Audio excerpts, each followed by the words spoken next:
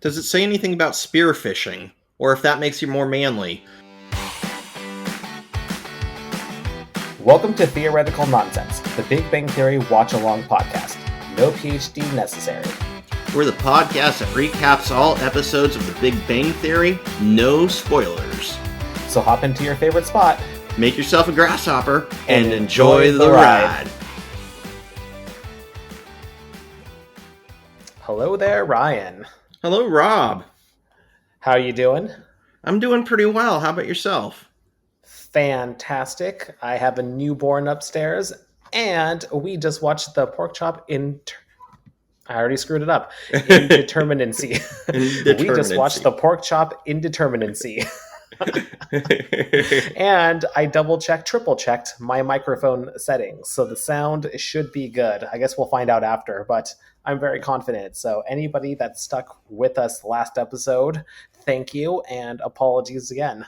I had my input settings to the wrong thing, so lesson learned. You know, you live, you learn. We're figuring it out as we go. Yeah, we're only 14 episodes into this, right? Yeah. 15 now. Still a learning process. But for any new listeners out there, we are Theoretical Nonsense, the podcast that recaps, reviews, and deep dives facts from the Big Bang Theory, which we call IQ points. And as a reminder to everyone, this is Ryan's first time watching the Big Bang Theory, and I've seen the series multiple times. And we also keep tallies on how similar Ryan is to Sheldon. So on that note, where are we at? Right now we are 16 points. I am not like Sheldon, and 19 points. I am like Sheldon. I remember last episode, Sheldon really took the lead. There were a couple things that just popped up. No one was expecting them, and then suddenly I was at 19 with Sheldon. I am like Sheldon so far. Well, we're still pretty early in the series overall, but at That's the end true. of the season, you might very well be a Sheldon. I might be a Sheldon. We don't know yet. Yep. Well, a little bit of housekeeping before we dive into it. We have an Instagram account. Follow us at Theoretical Nonsense Pod. We also have an email if anybody wants to communicate to us. It's theoreticalnonsensepod@gmail.com. And shout out to John Kim Designs for our logo. And if anybody gives us a 5-star review, we'll give you a shout out. Or if you send an email, we'll read that out loud too. Yeah, even if it's bad. How about that? Even if it's bad. We're not going to be happy. We might be crying, but we'll read it. I'll mute my microphone and cry. Rob, is that the baby? No, it's me. No, that's me.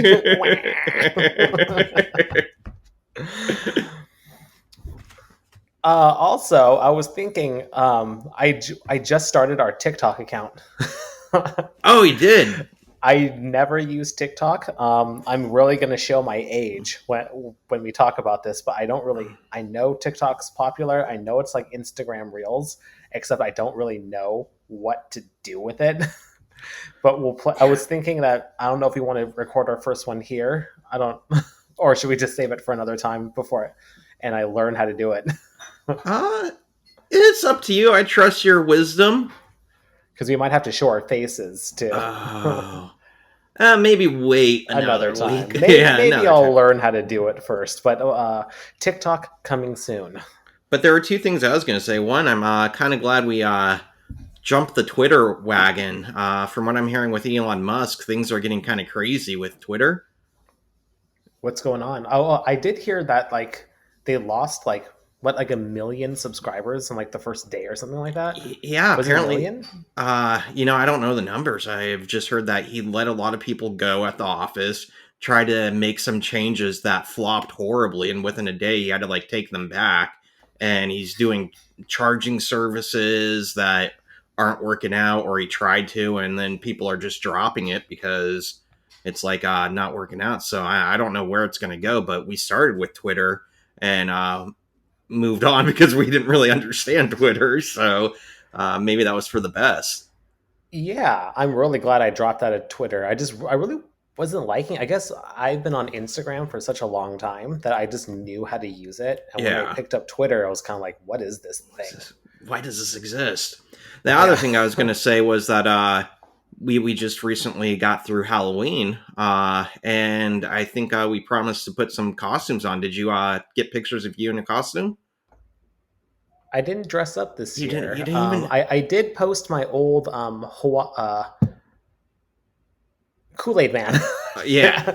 I posted my old Kool-Aid Man one, and I've been trying to track down some of my other ones, but it's on ever since I switched over to Mac. It's been like all my old files. They're not lost; they're still there, but they're not readable by my Mac. So once I'm able to get like a PC again, I'll be able to dig it up. I gotcha. But yeah, this year on Halloween we had our newborn. Yeah, you were a little So busy. I I'll was a give you an little, excuse this time. yeah. Didn't even hand out Halloween candy. It's like, Oh, you know wow. what? I don't want the doorbell to like disturb our little one. So, Yeah. And he so was this year very I kind little of at that just, time. it's a little sad that I think that this is the last year that I'm going to ignore Halloween, because now every Halloween every holiday moving forward, I have a newborn now. I got a little boy. So Yeah. the holidays are going to be much more fun now. You get to like relive them through somebody else's eyes, right? It revamps Yeah. them. That's really cool. Yeah. That's Or I get to guide him through it, and he will do what I want. little minion. Oh, you want to dress up as a Ninja Turtle? Too bad. You're a G.I. Joe. You want to eat your candy? Too bad it's mine. You trick or treat for me now. That's mine. That's mine. You will look adorable for me, and that's it. Smile as you trick or treat. Well, I dressed up as Jack Torrance from The Shining, and got some good feedback. In fact, I went to school. My my job, my actual job, teaching.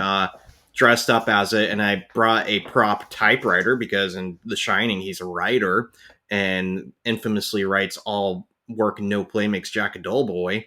But like when I was thinking of the costume, I was really struggling for ideas. I'm like, I could do Jack Torrance. I'm like, I really need an axe. I'm like, I don't think I'm allowed to bring an axe on school premises. I think that might be frowned upon. So I had to like think. I'm like, you know what? I have a fake typewriter I can bring in and made it work. And students actually knew who I was. They didn't know the name, but they're like, "You're the dude from The Shining." I'm like, "Yes, I am." That's great. You didn't want to like take the time to do like a paper mache one, or is even that still not really kosher? I don't know, but I this was kind of last minute because I was really struggling for any ideas and I didn't know what was going on Halloween. So and it was like on a Monday this year, so it's kind of weird. Yeah, and I had the typewriter, so as soon as I saw it, I'm like, that'll work. And I Dude, thought, well, Halloweens are going to be so amazing moving forward. At least for like the next 13 years until he decides that he's too cool to trick or treat. oh no, you're gonna force him until he's 18. You live in my house, you trick or treat by my rules. I don't care that you're 6'1". You go out there and you get candy. Even though candy's only $5, I want that free candy. I need the free stuff. And you're gonna dress up as a cute pumpkin. Every year. Every year. The same pumpkin. I don't care if it fits. We'll get it spandex. Yeah. It'll stretch throughout the years. There's some growing stretch marks in it. A few rips. Well, do you want to post your Halloween costume on the Instagram? I could always blur out your face if you don't want it. Yeah, I'll If send you it want to you. We'll remain anonymous still. I'll send it your way and see what you think of it, and we can go from there. It's garbage. I'm not posting this. This is terrible, Ryan. You should have made the axe. Typewriter. Ugh. Typewriter. All right, well, we deviated from our housekeeping. So we'll play around with TikTok later. Also, we're only a couple episodes away from the end of season 1. So as we mentioned before, Ryan and I, at the end of season 1, are going to be doing a recap of season 1 episode where we'll talk about our favorite episodes, our least favorite. We'll do superlatives of favorite character, favorite co-star, favorite guest star, all that kind of stuff. So if anybody is interested, shoot us an email with your favorite superlative. What's your favorite episode? Who's your favorite character? What do you think of season 1 overall? What do you think of the podcast so far? Do you like it? Do you hate us? That's cool, I Are guess. you mad about our microphone situations and our are struggle you to learn? are you angry with Rob? Rob, would you like to make us cry? Seeing how I don't know how TikTok works, you know I'm a boomer. So just everyone know that. Yeah, But I'm looking forward to. I'm hoping some people will email us because I'm curious what they're thinking of the show and seeing where it's going. And I know I'm thinking out some of my favorite parts to talk about. So yeah, please let us know. I'm looking forward to that. well, yeah, our reviews are still looking pretty good. We're sitting pretty at 4.9 still, so Can't I'm beat happy that. with that. Yeah. All right, so that's pretty much it for housekeeping. All right, so what'd you think of this episode overall? It's one of my top episodes. I loved it. Oh man, just even in doing research, I got 15 IQ points.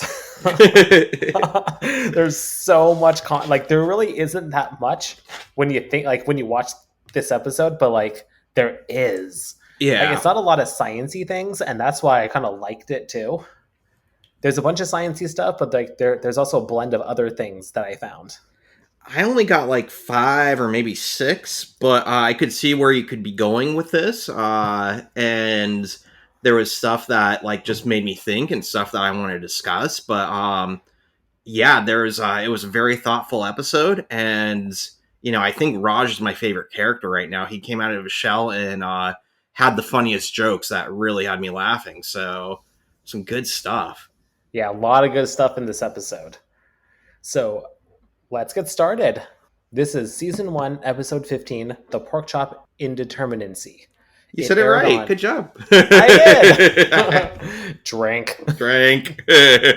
Every time you say a word right, drink. Aired May 5th, 2008, written by Chuck Lorre, Bill Prady, and Lee Aronson, who wrote the teleplay, and it was directed by Mark Cendrowski. A quick summary of this episode: Sheldon's twin sister comes to town, and all the guys battle for her affections. So we opening scene. Raj and Leonard are walking down the hallway discussing a super collider, and that if it actually works, it will create a black hole and swallow up the Earth and end life. Raj responds to that, "What a bunch of crybabies." And then they come across a flyer from the School of Pharmacology, and they're looking for volunteers. They're testing a new medication for social anxiety, panic attacks, agoraphobia, and obsessive compulsive disorder. So I got 2 IQ points. 2 IQ points. I got 2 points that I want to talk about, but I didn't do research for them. So I'll let you go first. I'm thinking the Super Collider. I don't know a lot about what it is. It's above my head, but I know it's used for experiments. Theoretical physics and stuff. And there's some notion of creating black holes might, end life. My whole thing is that the movie Event Horizon is completely based on this, making a black hole. And it gets worse than ending life. They use a black hole for energy purposes and rip a hole through our dimension into hell. And so when Raj said, "What a bunch of crybabies," I go, "Oh, it's so much worse than just dying. Like, this could be really bad." So I don't know. I'm a little scared of it. I can see apprehension.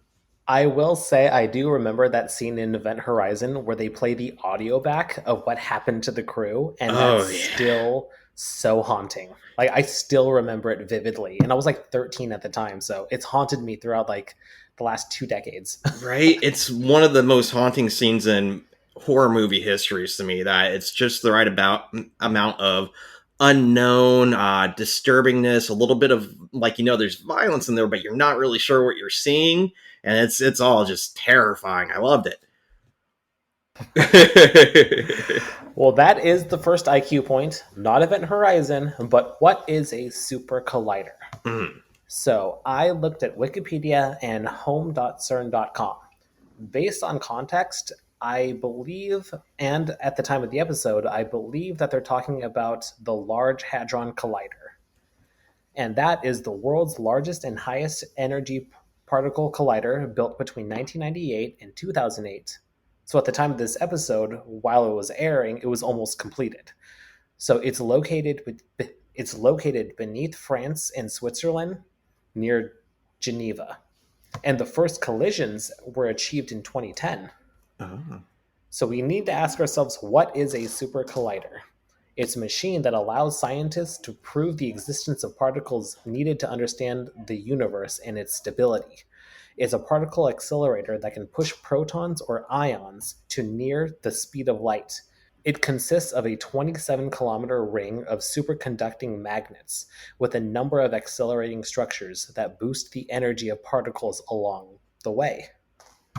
So it's this giant machine that pushes like all these little ions and protons to like speed of light. It's pretty cool. It's like a big circle, right? Yeah. Yeah, and just like shoots them around and around like a roller skating rink or something. Yep. And here are some of the goals that they hope to achieve with the Large Hadron Collider. What is the origin of mass? And why are some particles heavier than others? Will we discover evidence of supersymmetry? And that is a theory that hypothesizes the existence of more massive partners of the standard particles that we know. Why is there far more matter than antimatter in the universe, since apparently there's an uneven amount and theoretically there should be equal amounts? How does the quark gluon plasma give rise to the particles that constitute the matter of our universe? Basically, they're trying to answer all the major questions of the universe and life existence of itself. What's the purpose of life? Pretty much. That's kind of like the purpose of what this does and what they're trying to use this accelerator for. And one of the major discoveries occurred in 2012. The Large Hadron Collider was used to discover the evidence of the Higgs boson particle. I remember that. Oh, do you remember when they announced it? Yeah, yeah. I didn't really know what was going on, but is that the one that was also called a God particle? Yep. Yep. But they're going to mention this a lot throughout the series. So I think since we have so many other IQ points, I'm going to save this for another time. Nice. And that's what I have on the first IQ points of what is a super collider. And if we want to dive into not to hog the microphone, No. but if we want to dive into the pharmacology experiment. Yeah, I'm curious what you got on this one. Yeah, so I thought to myself, granted it was 2008 at the time, so who knows what has happened between then. But my question was, does such a pill exist to rid of everything that they mentioned? Social anxiety, panic attack, agoraphobia, and obsessive compulsive disorder? The answer is yes. So if you are like Raj and you are suffering from, well, he might be too extreme for any of these pills to work, but here's what I found. I found this on goodrx.com. These are FDA approved medications. There's sertraline, which is also Zoloft, Parazadine, which is Paxil, venlafaxine, which is Effexor. And also, I found on anxieties.com, there are 6 other medications. There's Xanax, which came out in 1981. So I'm wondering why they're even doing this experiment, unless they're trying to compete with Xanax. I think it's partially how they work and the side effects that they do. Oh, I dived into side effects, but we will get into that later.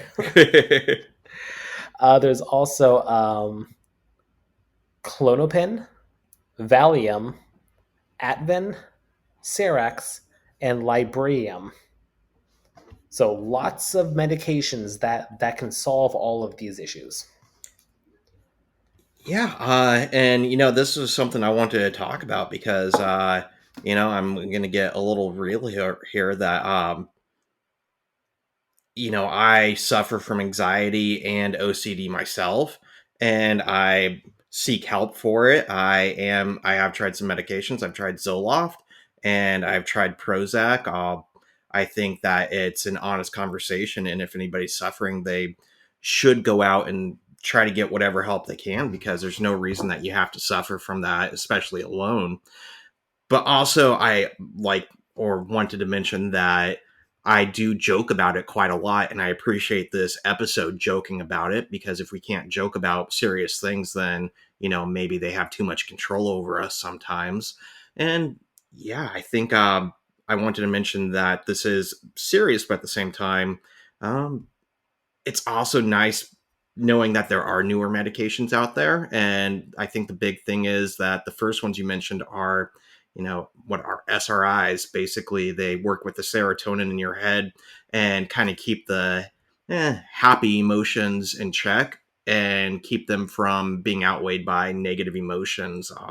And so that usually goes with things like anxiety, depression, OCD, agoraphobia, because you're not as worried or concerned about these little issues, or overthinking things, or spending too much time worrying and fretting over stuff.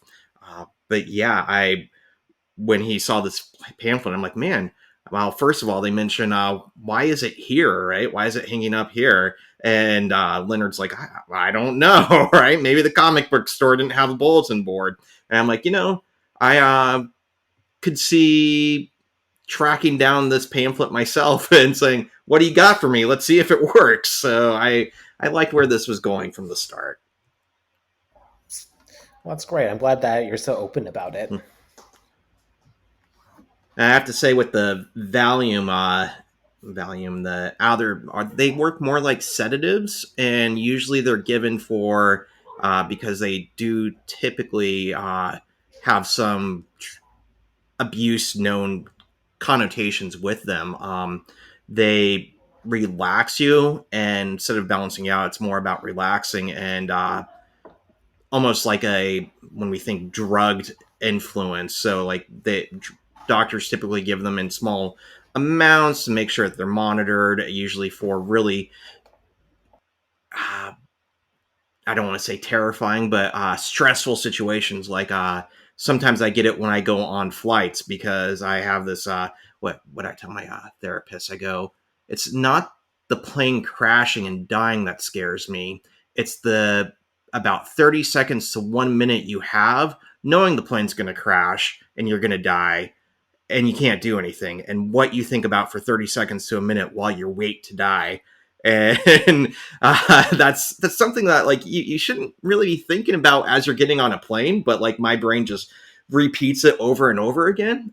So the Valium would basically kind of even that out and make me a little bit sleepy and a little bit more unconcerned, whereas the SRIs are more mood balancers and stabilizers with that. That's how I think of it, and that's how my body takes it. And remember, everyone, we're not doctors. We found a lot of this information online, and Ryan does have some personal experience. But if you do need to look into any of these things, please go see your doctor. Absolutely. I highly encourage it. Nothing to be scared of or ashamed of. All right, anything else on these two topics? Nope. I did my serious talk, and so we're back into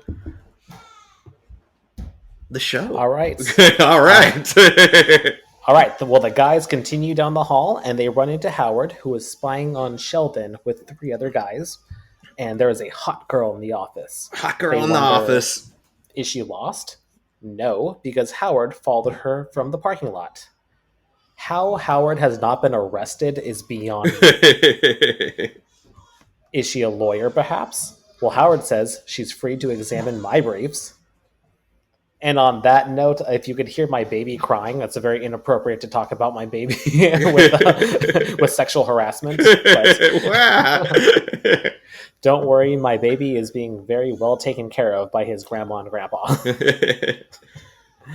Well, Howard knows that he's disgusting and that he should be punished by her. By her.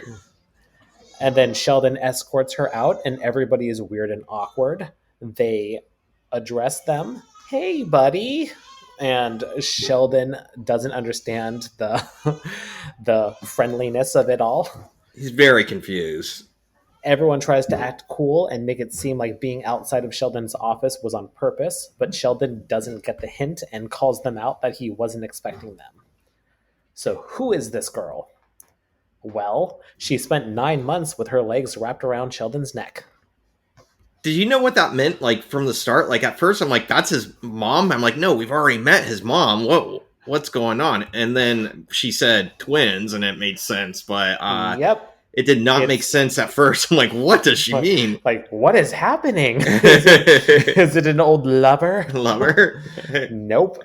It's Sheldon's twin sister, Missy, who is played by actress Courtney Hengler.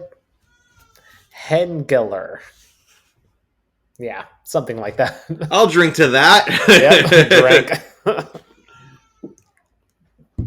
Well, currently she is on Cobra Kai, and she had a long run on the show called Mom. But otherwise, she's done like a lot of smaller parts here and there. She's been in like some Hallmark movies and things like that. Well, Sheldon introduces everyone, and when they get to Raj, he quietly leaves. And I love this part. He returns and grabs the pharmacology flyer. Great scene. And yeah, it was a great setup of it. He just walks away, comes back, grabs the paper, and walks back away. All right. Well, we go to the theme song, and now scene one. I'm taking a step back because we have a point for me being,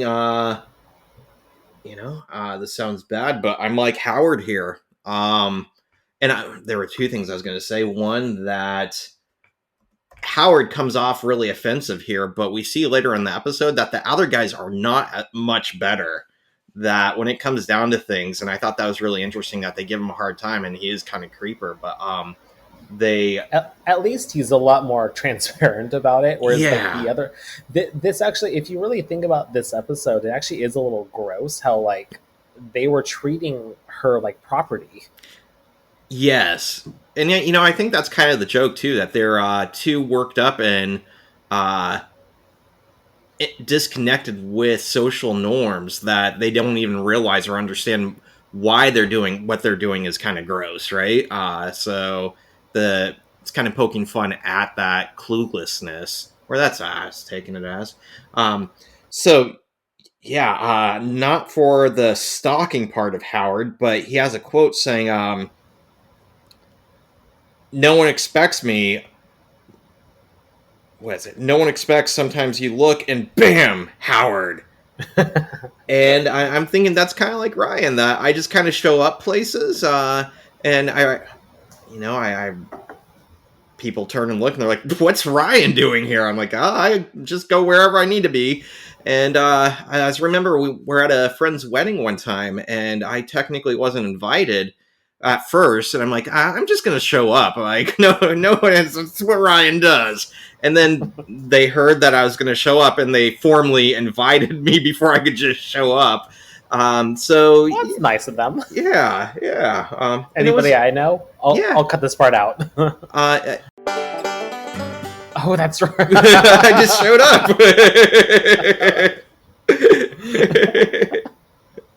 That was a great wedding. It was great. That was a fun one. I was in that wedding.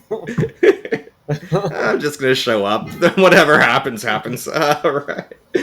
So, oh my god, that was the worst hangover I've ever had. Was after that wedding. Oh, I pounded so much wine.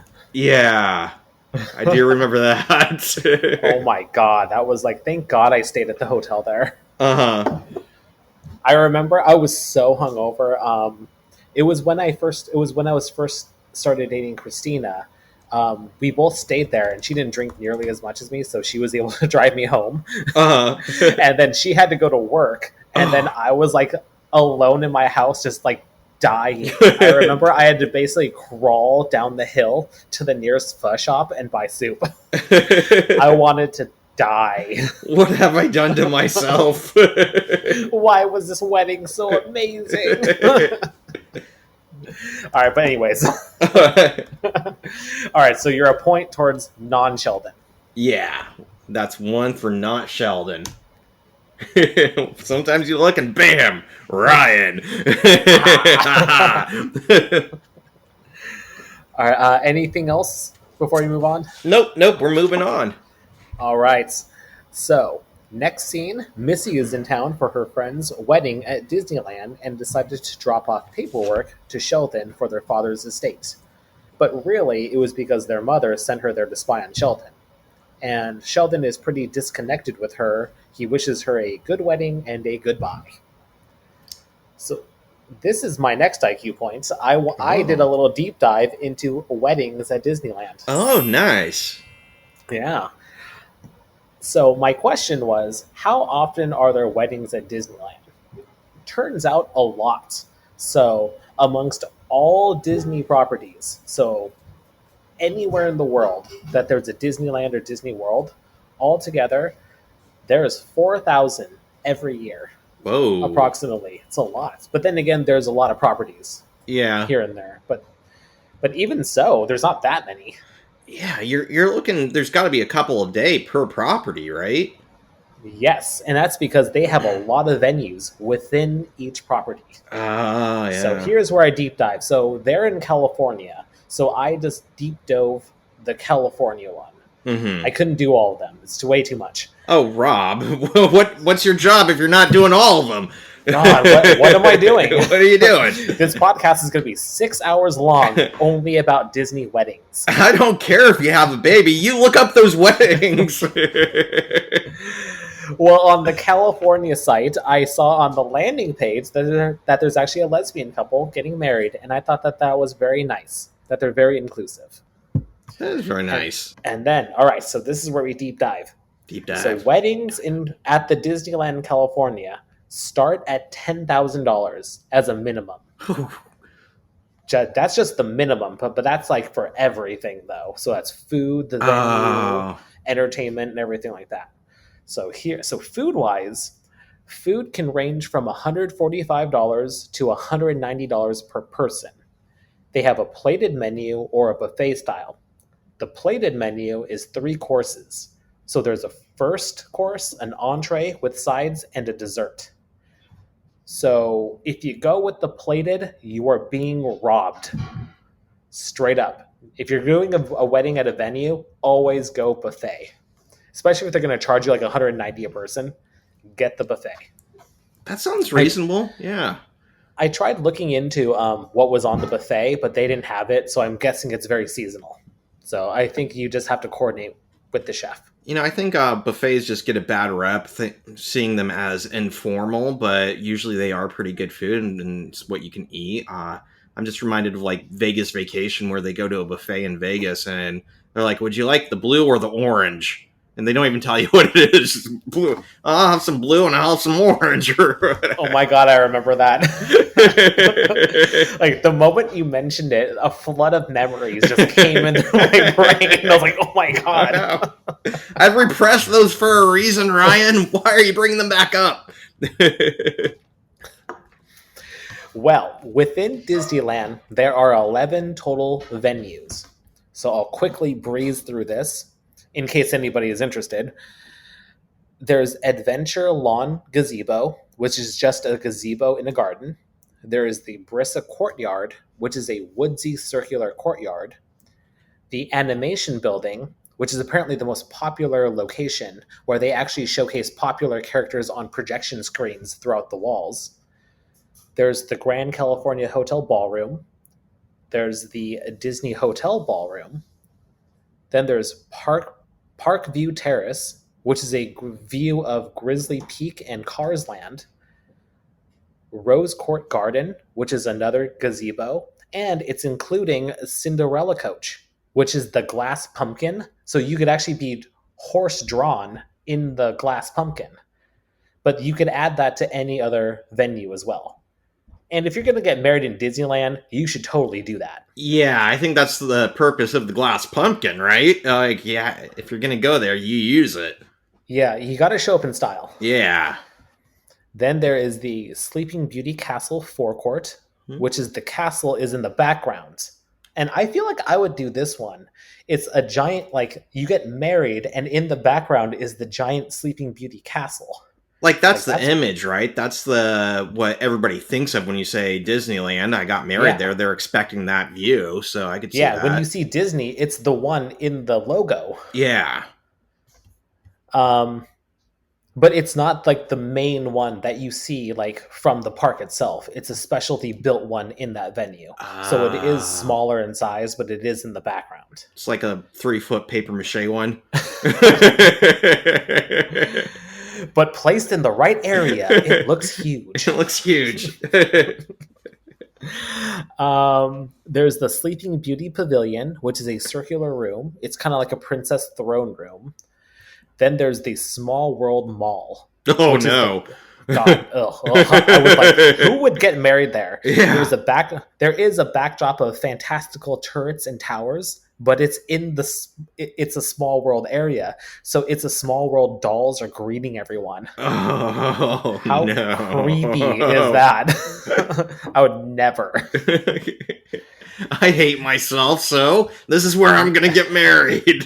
No judgment to anybody that actually did get married there.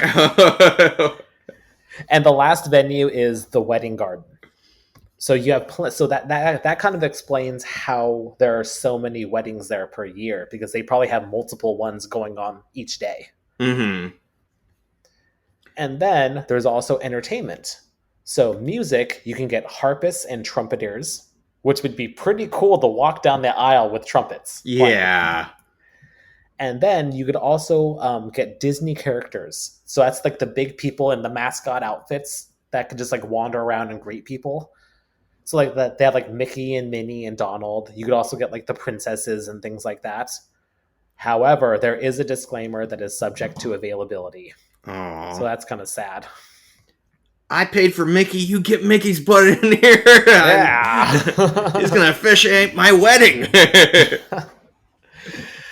Well, that was my deep dive on, well, I guess not as deep as you wanted, but a medium dive on weddings at Disneyland. You know, I'm kind of surprised that, like, the number one thing I would think would be the Haunted Mansion. And I know that Disney is so well known for their Halloween nights, and I just read an article this Halloween about how haunted houses, although Halloween's always been kind of known for supernatural and scary stuff, like, actually going to a place for a thrill ride of a haunted house gets a lot of its origins from Disney's Haunted Mansion. Like, that was one of the first amusement rides type things. Other than that, it was more like parlor games. And I've also read before that sometimes they have problems where people spread ashes of loved ones and dearly departed, like on the Haunted Mansion ride. And once they get caught, they have to like shut everything down and clean everything. But apparently, Yeah. it's, Oh my God. right? It's apparently like a big thing, and I'm surprised that people don't get married with as the Haunted Mansion as a venue, because you know Halloween and Oh my stuff, God. scary stuff is really cool. If Christina was into that kind of stuff, I would love to do like a Nightmare Before Christmas theme wedding. That's what I was I thinking. love that. Oh, that's a great idea. You should be on the marketing team I for could do Disney. that. Disney, hire Ryan. If you want to hire me, I've done Halloween parties. Or just steal his idea right now. Yeah. Oh We're just giving no. our ideas out for free. But give us a 5-star review if you're going to steal my idea. It's all I ask. We're pretty cheap dates. We're very Just cheap. give us the 5-star review. All right. Well, moving on. The guys are fawning over Missy and invite her to stay. But Sheldon doesn't like company. Even as a child, he would send home his imaginary friends at the end of the day. Correction, imaginary colleagues. And I feel like I would do the same. I'm that kind of person. It's like, okay, you can leave now. It's time to go home. I've always been, you know, I didn't give myself a point, but, you know, I'm going to right now. Ooh, random point. Spontaneous random point. Spontaneous point. 1.15. I like having overnight guests. It's like a slumber party. Oh, so a non-Sheldon then. So Yeah, you just got two non-Sheldon. Two non-Sheldons. Yeah, wow. I didn't even think about that, but I like having parties. I like going away for weekends with friends, and when everybody goes home the next day, I feel sad. I'm like, oh, it was a party. Now it's over. So I know. When at the the party is over, it's always a sad time. Like, yeah. especially cleaning up after it. Mm-hmm. Not Sheldon. You can hear that I'm pouring myself another gin. For A his little baby. ASMR. You know what? Grandma and Grandpa are taking care of him tonight. Amen. So I also had an IQ point here about humor because, well, first of all, I love that Sheldon's sister calls him Shelly, and I And no found one else is allowed to call him that. no one else. But Well, I've except been, his mom. I think his mom calls him Shelly. I think so too. Yeah, she mentions he has no sense of humor, and he mentions how would one even measure humor? And so I looked into this, just maybe it's a not a deep dive. You looked into whether a humometer is actually a real thing. Exactly, yeah. And I have found that people have attempted to measure humor for decades.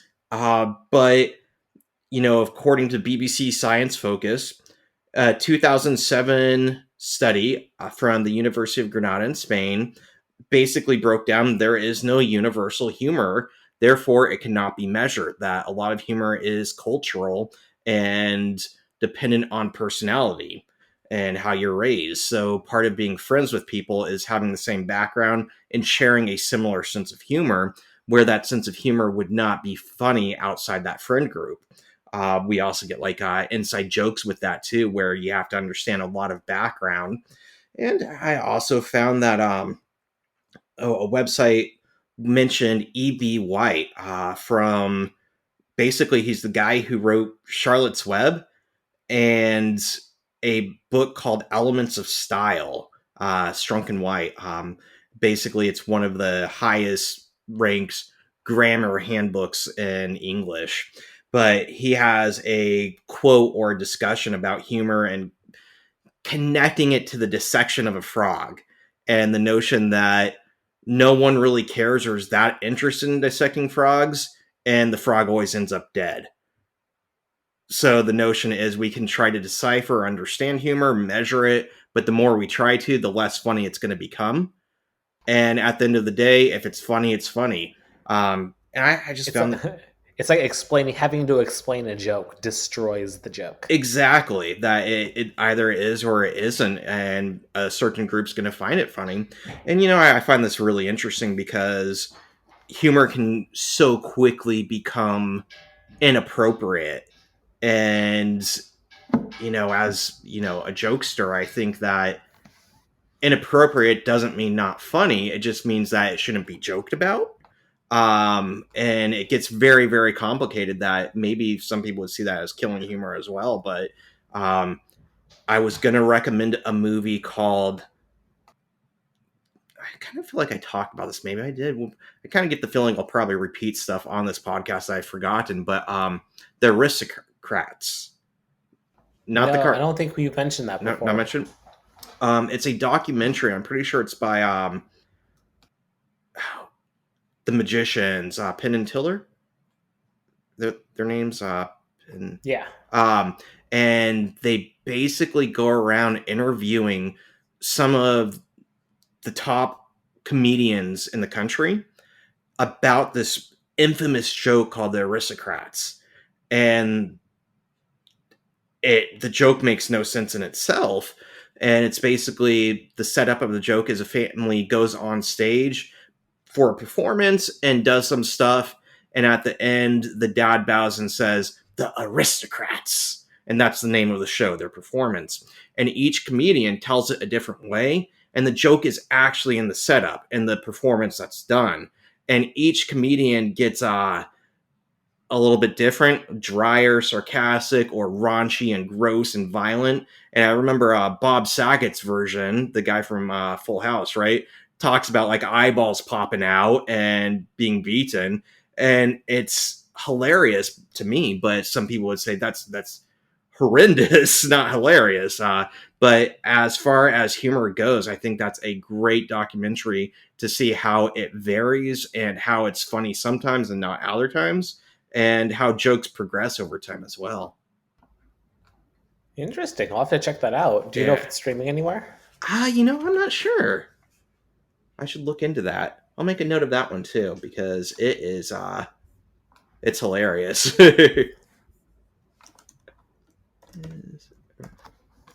Okay, so that was my partial dive on humometers. Nice. Everybody is at the apartment now, and Missy is telling the story of when they were 8 years old and Sheldon turned her easy bake oven into a high powered furnace. Well, Sheldon did this to fire ceramic semiconductor substrates for homemade integrated circuits. And the guys are really into her, so they're eating up every word of her story and they're loving it. They want more of it Yeah. because they're trying to show more interest. And enter Penny with some Superman underwear that belongs to Leonard. And Leonard tries to play it cool that's just what he uses to polish his spear fishing equipment. That's right, he spearfishes when he's not crossbow hunting. So I actually looked into like what is the manliest thing that he could do, or that what is the manliest thing to attract a woman? Most masculine activity. Yeah, since apparently Leonard went with spearfishing and crossbow hunting. Not sure if that's the manliest thing these days. Well, I mean, depending where you are. Yeah. But then it also got me thinking of like, do women find hunting sexy? Granted, Missy is a Texan, so maybe she does. But based off, nip this one in the bud, it depends on the person. It's kind of like humor, right? Yep. So if you find it sexy, it all depends on the individual. But then I found on lovepinky.com, these are a list of what women call the manliest things.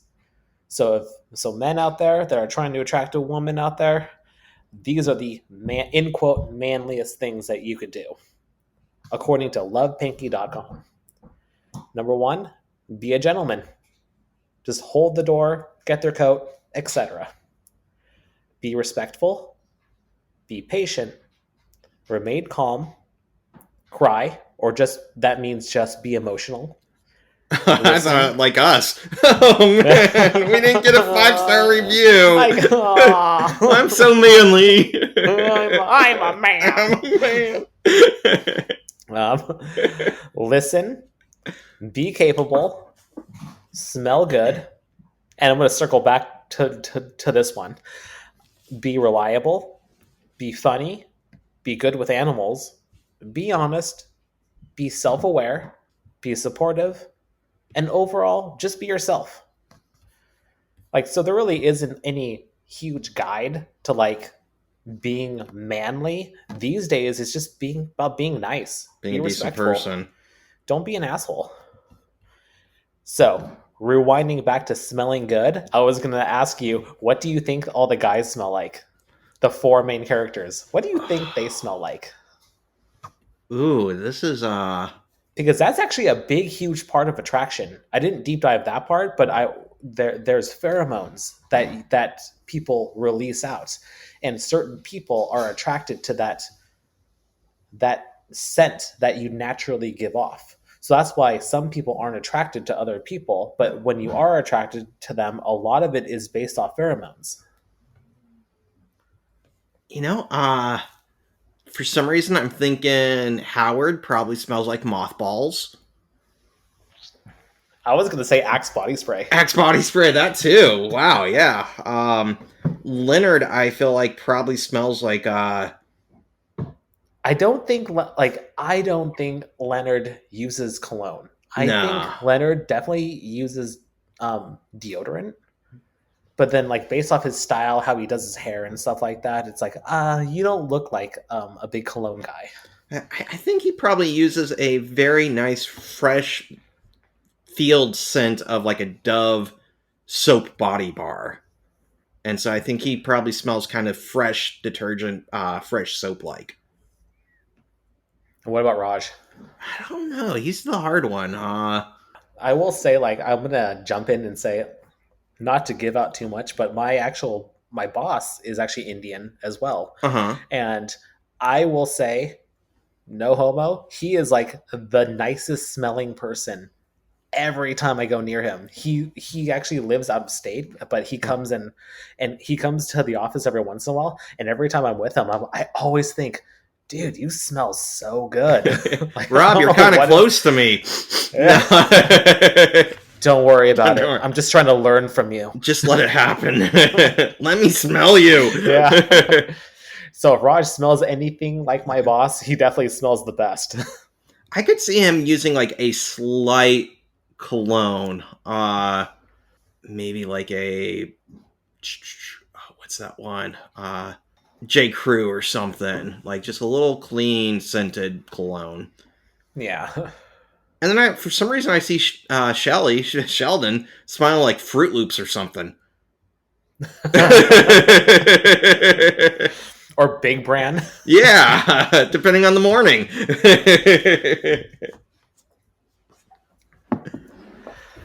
All right. Well, that was my deep dive on what is the manliest thing. So then Penny comments that Sheldon and Missy don't look alike, and everyone is very happy about that. So this kind of just transitions into our next IQ point of fraternal versus identical twins. Oh yeah, I did a little bit in this too.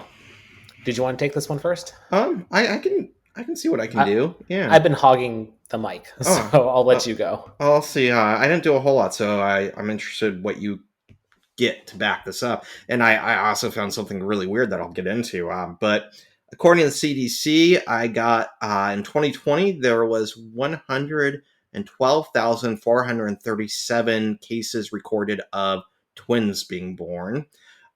Which means that there were about 33.1 per 1,000 births. So rare, but not super, super rare.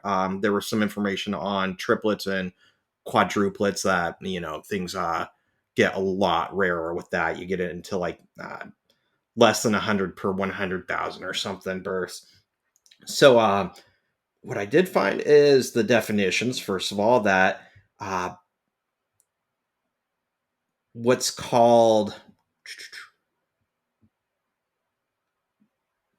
identical, what we know as identical twins, that is when the embryo splits into two and you get two babies with the same genes. And this is also called maternal twins. And I couldn't really find out why this was called maternal, where, is that right? Stop me if I am getting this wrong. Where the other one's called paternal, right? But identical twins happens randomly, and in case of twins it happens 1 out of 3 times. And now the other 2 out of 3 times is when there are two eggs released by the ovaries in the mother, ovulation, and both get, what's the word, impregnated, both get sperm and fertilized, there we go, at the same time, and you get two babies living at the same time in the uterus and growing separately, but they're basically separate human beings. And again, that is more common, and it is connected to the mother's genes, because the notion is how often a woman ovulates is connected to her heritage and her mother and her mother's mother. But the identical twins is kind of a random fluke when an embryo decides to split for some reason. And for some reason, I got a lot of my information from Australian websites. I don't know why there's a bunch, but I got this from pregnancy birth. Birthbaby.org. And it was an Australian website, and I went through a couple of them and found other Australian websites discussing twins. So I don't know what. As long as they're .orgs, they're legit, right? If they're online and they're .org, I believe everything they say. So what'd you go with? Well, I didn't find anything about the maternal or the paternal, but I found my information on healthychildren.org. And it's very similar to like what you said. So fraternal is two separate fertilized eggs, and they usually develop in two separate amniotic sacs. They have separate placentas and supporting structures. Identical may or may not share the same amniotic sac, depending on how early the single fertilized egg separates into two. But the major distinguishing thing between identical and fraternal is the DNA. So identical twins will have the same DNA, though they may not always look exactly alike. But that's the key difference. The genetic code amongst the twins are the exact same, and that's what makes them identical. And one interesting thing that I found is that a child's DNA is constantly adapting to that child's experiences. So different stretches of one's DNA can turn on or off in response to environmental surroundings. Therefore, over time, a pair of identical twins' DNA becomes more and more distinctive. Mm. All twins, whether fraternal or identical, are truly two separate, unique individuals. So they start off, and then it kind of deviates, even with the same Yeah, structure. it's basically saying that based off your environment, your DNA, your genetic code is actually going to start changing. Interesting. It's kind of wild. Like humans are really really cool. And I found nothing to really understand why fraternal was also known as paternal and identical is known as maternal. I'm not sure, but I think that, like you said, the actual. Oh, I think it's probably because maternal. It's because the egg and the mother is separated. So that's why identical is maternal, because it's the egg, it's the single egg that separates, and then paternal is based off the sperm that comes from the father that fertilizes multiple eggs. That makes sense, but with the paternal, it's also the mom's body doing the double egg. So I always assumed that the double egg would have been the maternal one, and then I got very confused. Yeah, I think it's because it's a single egg. Yeah. But I don't the know. actual terms are fraternal and identical. That's what I found out. So, uh, at least according to the Australian org site, I found. Yeah. All right. Anything else? No, that's all I have for that one. All right. So now enter Raj, and he is now a test subject. And he keeps waving his hand. I love that so much. And this got me wondering, what is the craziest side effect from a drug? Did you do anything? I didn't. I'm curious what you got. All right. So I found my information on clevelandclinic.com. And Raj must be suffering from tardive dyskinesia, which is a side effect where the user cannot control facial movements, but this is usually caused when a person is taking antipsychotics. Hmm. Maybe that's what he took, because technically an anti-anxiety medicine is classified as a antipsychotic, and most of the research found side effects in only the face, but I'm guessing because it's an involuntary physical movement, I'm guessing that's what Raj is suffering from. I was kind But of thinking that with these meds that are tackling OCD and anxiety, there's a connection with, yeah, obsessive compulsive disorder and the need or the deep down feeling or even tick, which goes with Tourette's to some extent, feeling like you have to twitch your face or keep waving your hand, that you can't stop it for some reason. That seems like I could see that happening, that there's some connection between these side effects and the symptoms that are being treated. well, I found other odd side effects on goodrx.com, and I skipped like the in quote normal side effects like rashes, blood clots, death. Death. I was going to say the normal ones like death. I wanted to know what like the unique and odd things were. So I found impulsive behavior. It's rare, but some medications can cause intense sexual or gambling urges or unusual impulses to spend money or binge eat. And this occurs in ropinirole, which treats Parkinson's, aripiprazole, which is a non-FDA medication, but is for dementia. Sinemet, which is for Parkinson's, and amantadine, which is also for Parkinson's. So if you're taking those, you may have a side effect of impulsive behavior. And then the most unique thing that I found on the internet is blue urine. Huh.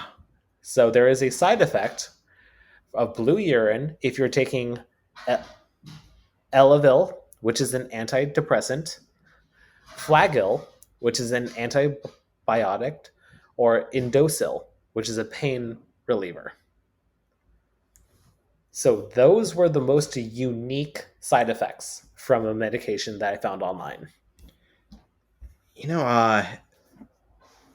Makes me think about one of the medications they give you for UTIs is like makes your urine like bright orange, I think. And it's just like, whoa, where did this come from? Like when your urine's not what the color it's supposed to be, it's a big shock. And then I feel like everybody has to talk about it. And I was talking to somebody, I think same conversation, that drank what was like Pepsi used to have Pepsi Blue, and it turned his urine blue. So yeah, apparently I could see that being a really terrifying, shocking side effect. The other one I'm thinking of is I've heard that one of the vaccines for malaria, not vaccine, but yeah, vaccine, a medicine that you take before you travel to prevent getting malaria, causes extreme dreams and nightmares. And I've heard of people like discontinuing the vaccine, and they said, I would rather get malaria than deal with those dreams any longer. And I've always been really curious, like, what are those like? I will say, in my sleep deprivation from having this newborn, I don't know what it is, but he's at a stage where he's waking up like every 2 hours, every two to 3 hours. So that means I only sleep two to 3 hours in increments. And I will say, I've been having the weirdest dreams, like the craziest dreams lately. Like, it's like, what's happening right now? What is reality? Yeah. And they've been very vivid too. Mm-hmm. Like, I don't know if it's just sleep deprivation but I don't think I'm taking any of these medications. Or maybe I'm so sleep deprived I am. I was going to say, we've all been secretly dosing you, Rob. You have all of these. You don't even have a baby. You keep talking about a baby.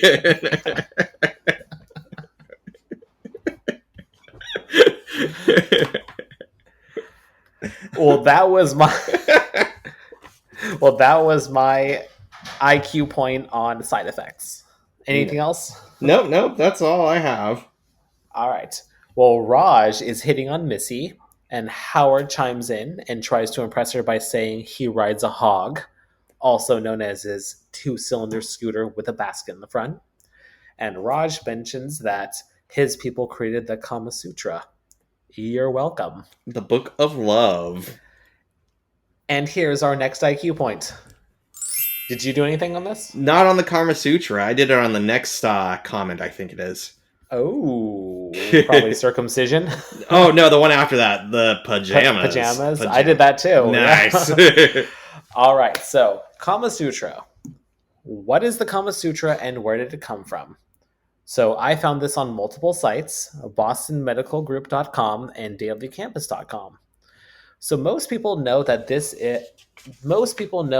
the Kama Sutra as the Indian sex book, but it's actually so much more than that. So Kama is the Hindu god of love, and Sutra means narrative or guide. So folklore suggests that the companion of Shiva, who is Nandi, overheard the god making love to his wife, Pavarti, and was inspired to write the Kama Sutra. But in reality, it was written by a religious student and philosopher, Vatsyayana. The title Kama Sutra roughly translates to the aphorism of desire or the formula of lust.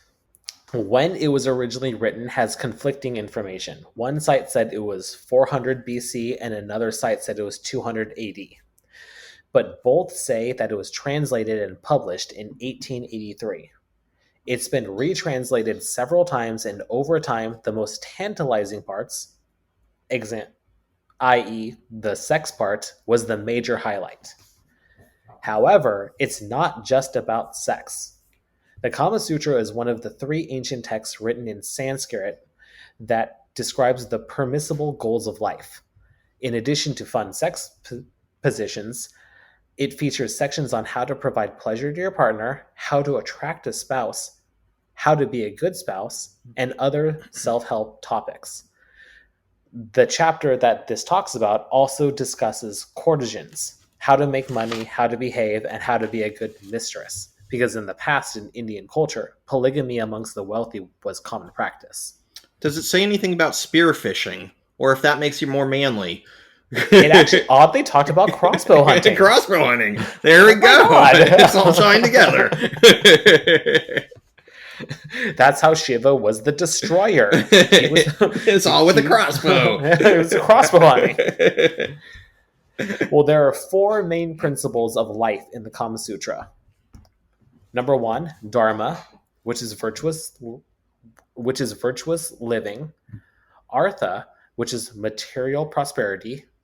Kama, which is ascetic and erotic pleasure.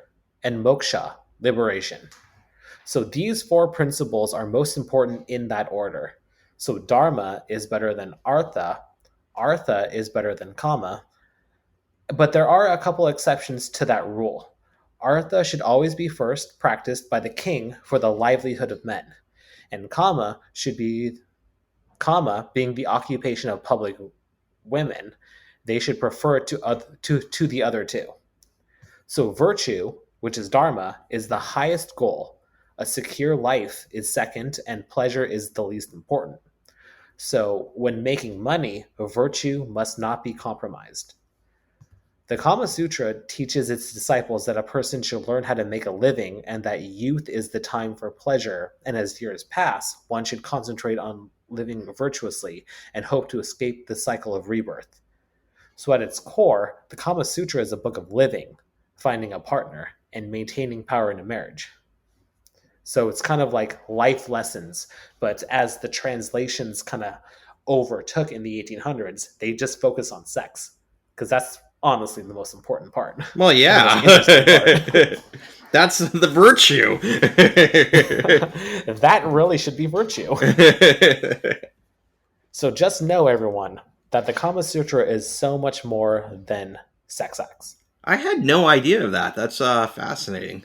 I didn't know that either. Oh. But yeah, we learned stuff on this podcast. That's why we award it IQ points. We just learned something. IQ point.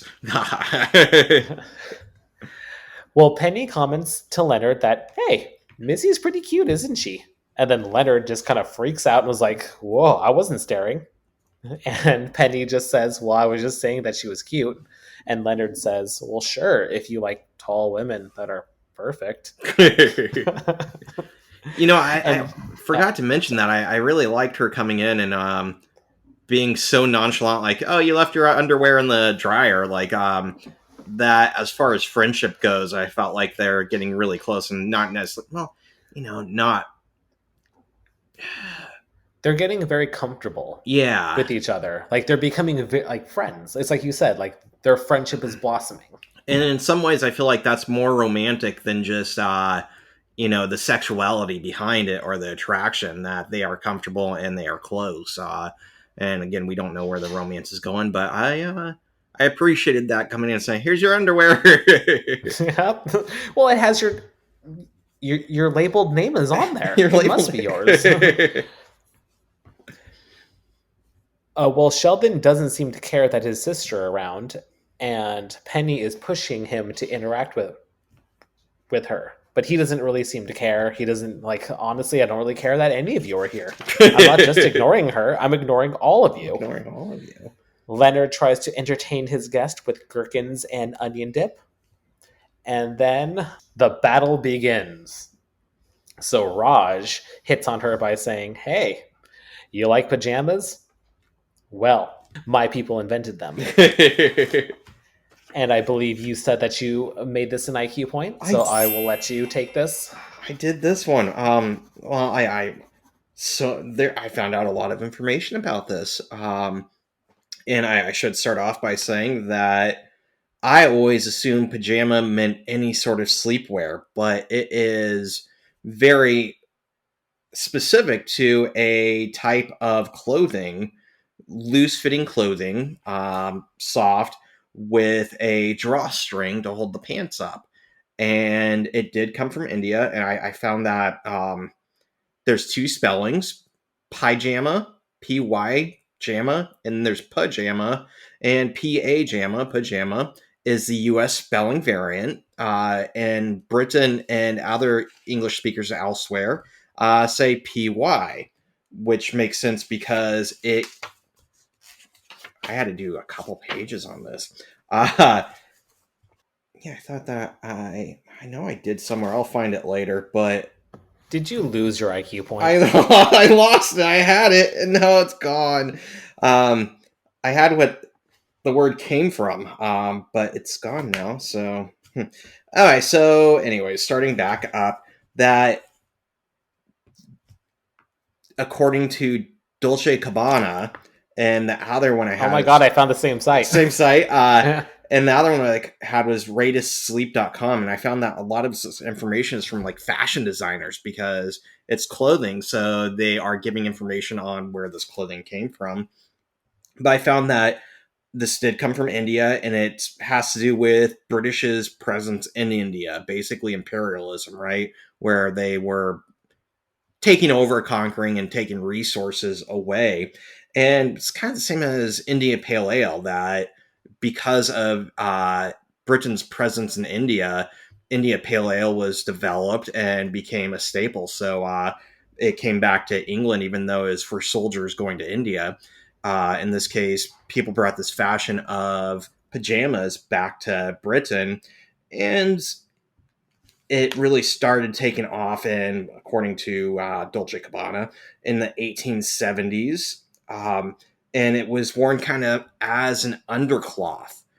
And that usually people would wear like, men would wear jackets over it, smoking jackets. It was just kind of like a loose fitting I don't say underwear to some extent. And it was genderless, that it could be worn by women or men, except in the 1930s, there's some ties to it being connected with women's liberation and feminism, and it became more of a woman's apparel, especially outside the bedroom. According to the other website I have, things get a little bit confusing before pajamas because nightwear, what people wore to go to bed, that was considered private. So there's not a lot of documentation or recording of it. But what we do have is, like, in the Middle Ages, people wore really, really loose fitting clothing to bed, usually stuff that was sewn together very, very quickly and easily, and that they could put on, usually like dresses, right? Bed dresses, even the men. And that, again, when these came from India, this style, people started wearing these as well. And I think that's why I considered pajamas to be any type of sleepwear, is because I always assumed you wear them to bed, so it's whatever you wear to bed. I found what I was looking for. It comes from the Hindi word pajama, P-A-E jama, or P-A-I jama, and it translates loosely to leg clothing, which again is why it's very, very specific that pajamas are the loose fitting clothing with pants and a drawstring. And some say this dates back to the 13th century Ottoman Empire, but again, before really regular printing presses and recordings documenting stuff, it's hard to tell for sure. And as of now, it's kind of gone out of fashion, at least outside the bedroom, but it comes and goes every couple of years or every decade. And I have to say that I do not wear pajamas. I'm not known for wearing them. when I was growing up, I wore a oversized shirt, like a sleeping gown, and now I basically go naked or in my underwear because I learned that I have so many dreams that if I'm wearing something around my neck, I twist and turn until I suffocate myself and I wake up choking. So it's a safety precaution. You sound like my newborn.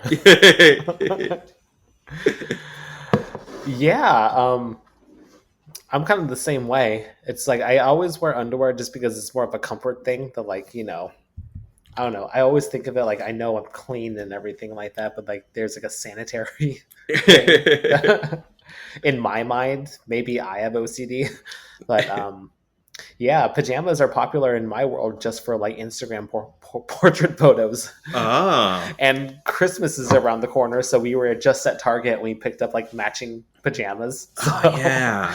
So yeah, we're that couple. That makes sense. Portraits, especially on Christmas time, you get those flannel pajamas and they look all warm and cozy. Yeah, we did red flannel. We got the baby his onesie. We got our dog his little her little handkerchief. Aw. And then Christine and I had our matching one. Nice. Yep, you'll be getting that Christmas card. Woohoo! Rob, there's no baby in this. I'm telling you. It's just this you're just holding an empty onesie. It's like the others. It turns out I was dead all along. Sorry if I spoiled that for anyone. Dun, dun, dun. Well, speaking of shipping stuff, you said you got the Angel DVD set. Yes, I did. Thank you very much. Okay, it came in one piece. Yep. It was all together. I was a little worried that it didn't I didn't put enough like filler in there. Oh, and I'm pretty sure that it included StarCraft 2. Well, you're welcome.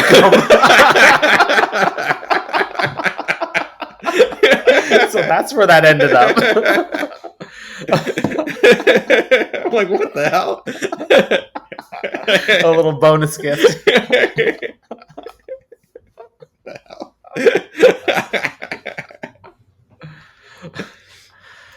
Whoops. At first I was like, did they include like StarCraft demos with Angel? I'm like, no, this is a game.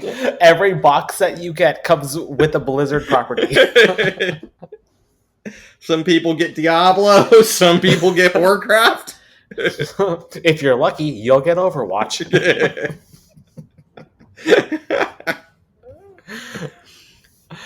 All right. Well, moving on. Howard combats Raj by saying, well, his people invented circumcision. You're welcome. Nice comeback. IQ point on circumcision. Did circumcision originate with the Jewish people? Maybe not. Dun, dun, dun. So according to my research on, Wikipedia, so hopefully that's reliable. It's not an org, is it? It's oddly not an org. What the hell? I can't trust Wikipedia at all. Yeah. Well, according to Wikipedia, there's evidence that circumcision dates as far back as 10,000 BP, which is also the same thing as BC, in ancient Egypt.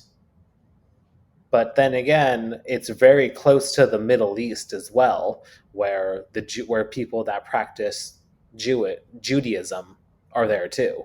So it's kind of like, well, yeah, it originated in Egypt because there are hieroglyphs depicting. They found evidence of mummification and hieroglyphs that illustrate circumcision 10,000 years ago. But it is very close to the Middle East.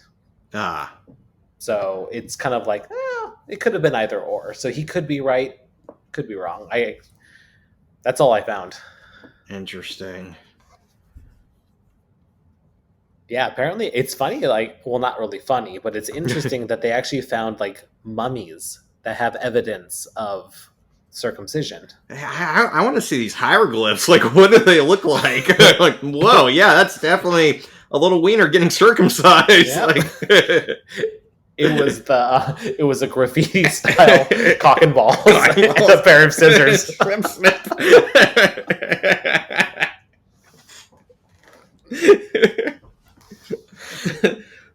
People don't really know that's where the origin of the graffiti cock and balls came from. 10,000 years ago. Thank you, Egypt. Thank you, Egypt. Well, Penny is going to go get her nails done, and she steals Missy away. You're welcome. You're welcome. She wins the battle. Yep. And once the girls are gone, they all begin fighting over Missy much more aggressively. Howard claims that Leonard should back off because he has Penny. Leonard responds, "Well, in what universe do I have Penny?"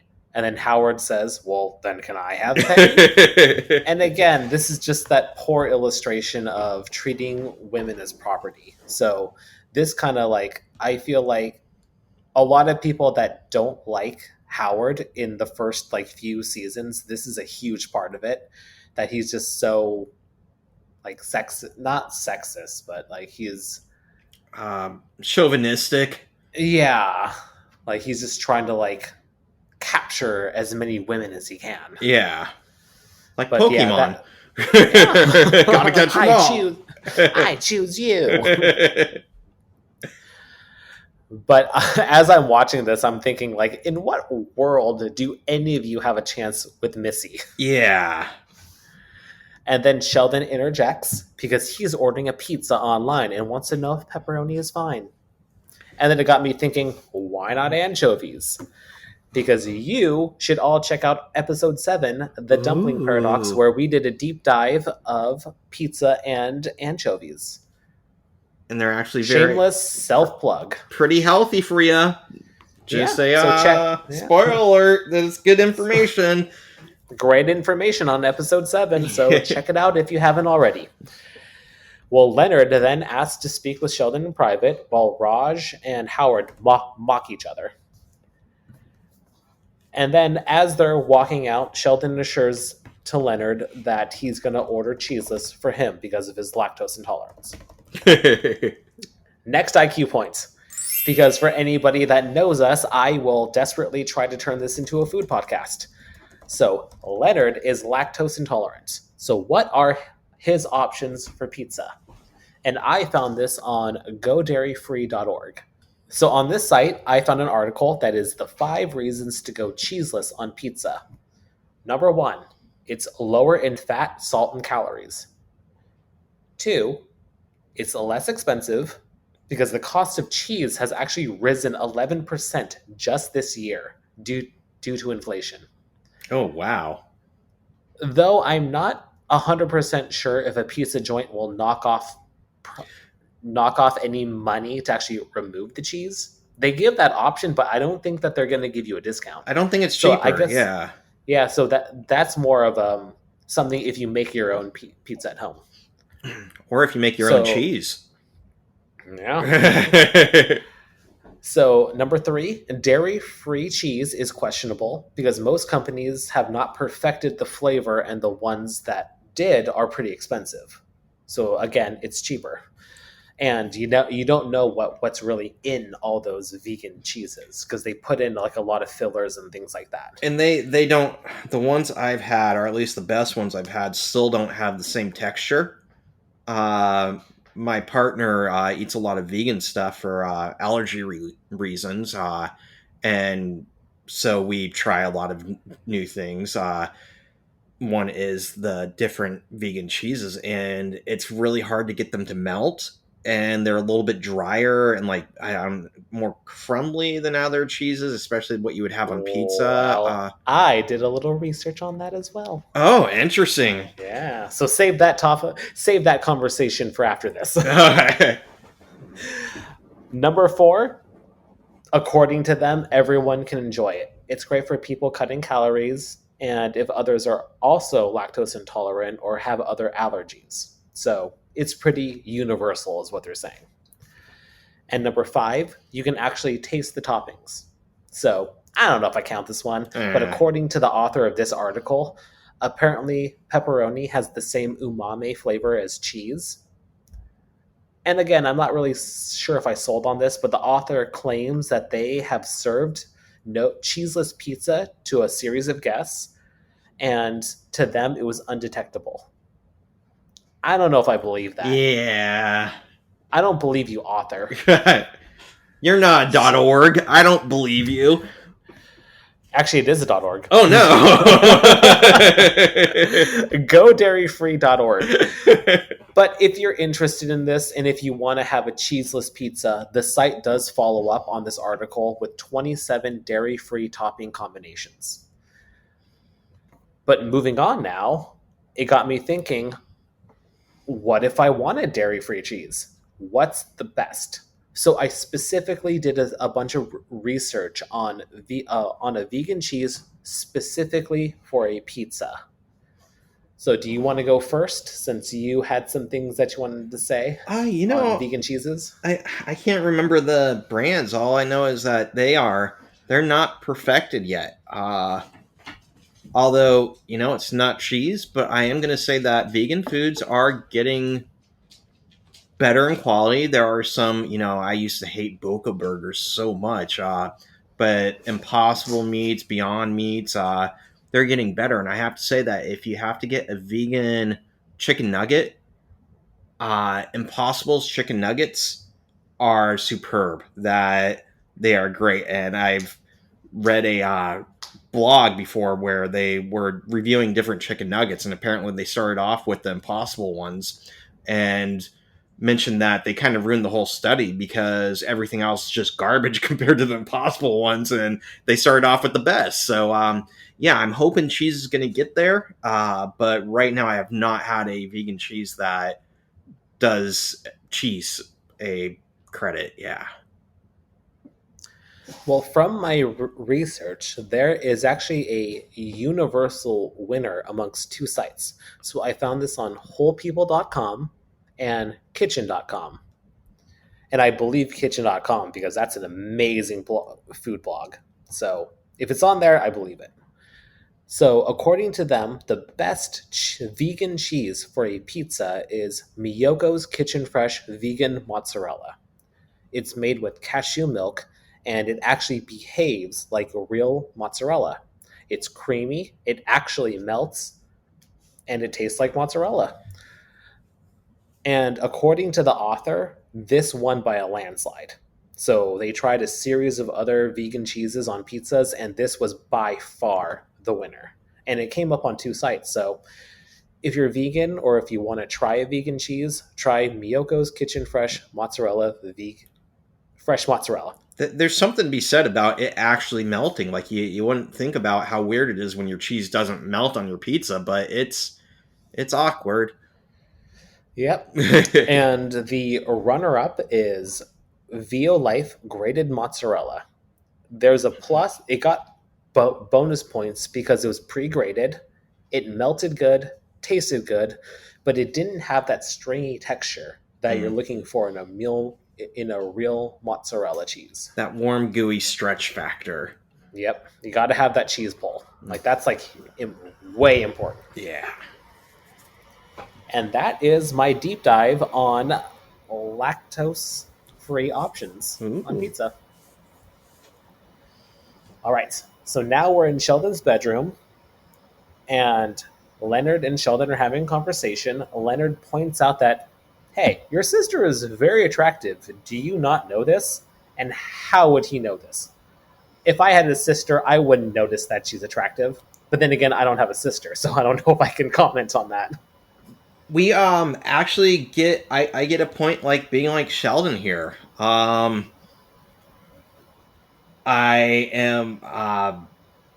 remember growing up and my friends all thinking my sister was hot and me being like, whatever, and them being like, and they told you that? Oh yeah.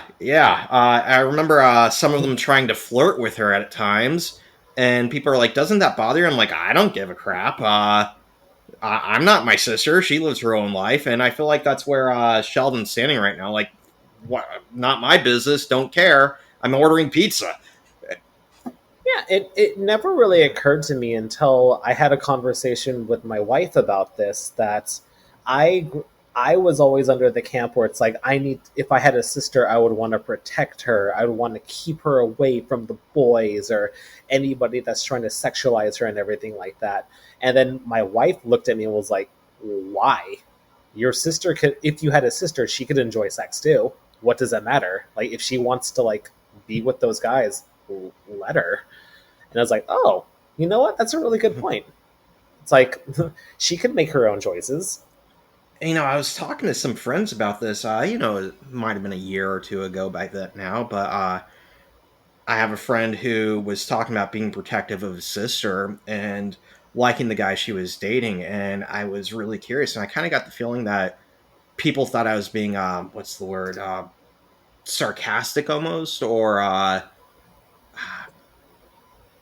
insulting, because I was really curious, like, what makes you feel that way? Why do you feel protective? How do you know, like, you trust this guy to protect her, stuff like that? Because in my world, that's not anything was ever concerned about. I kind of felt like if my sister couldn't handle her own, then I certainly wouldn't do any better. So, everybody's just screwed at that point. But yeah, you know what? Life is airplane rules. You put your own mask on first. Yes, exactly. Deal with yourself and figure it out from there.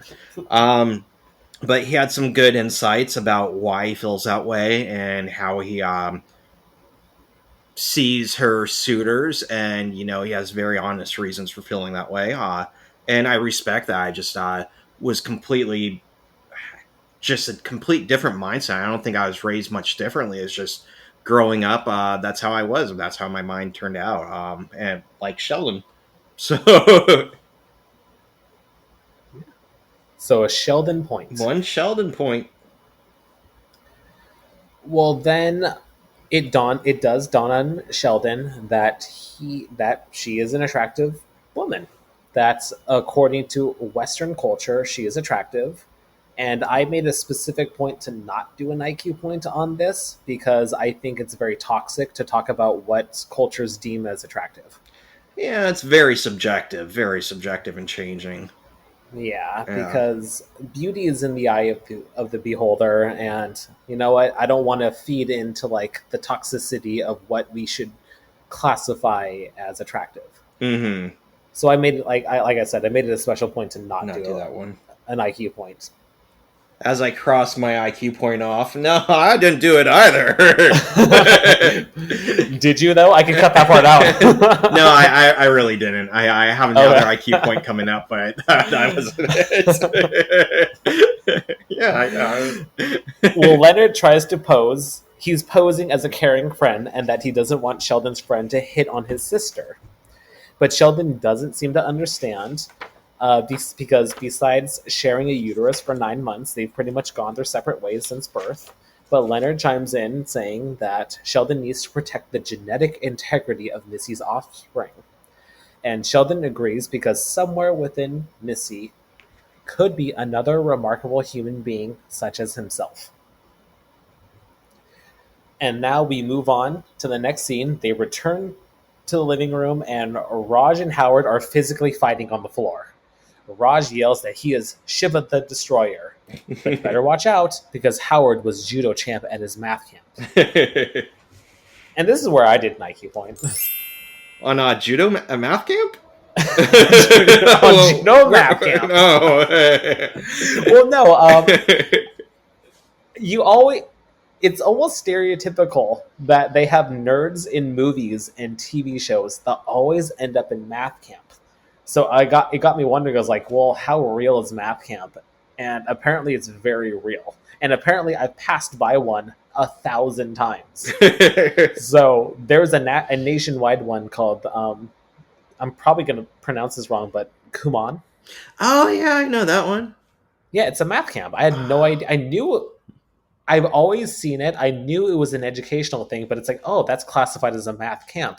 And I don't know if I'm just dumb, because every time I hear the word camp, I think of summer camp. Yeah. You go to the woods and everything like that. It's like, wow, people pack sleeping bags and go to math camp? I mean, to each their own, but wow. But then I took so long trying to figure out if there was a math camp out there that doubled up as a judo training as well. And nothing from that I found, I could not find a math camp that also did judo as well. But they're in Pasadena. Sorry, I said that weird.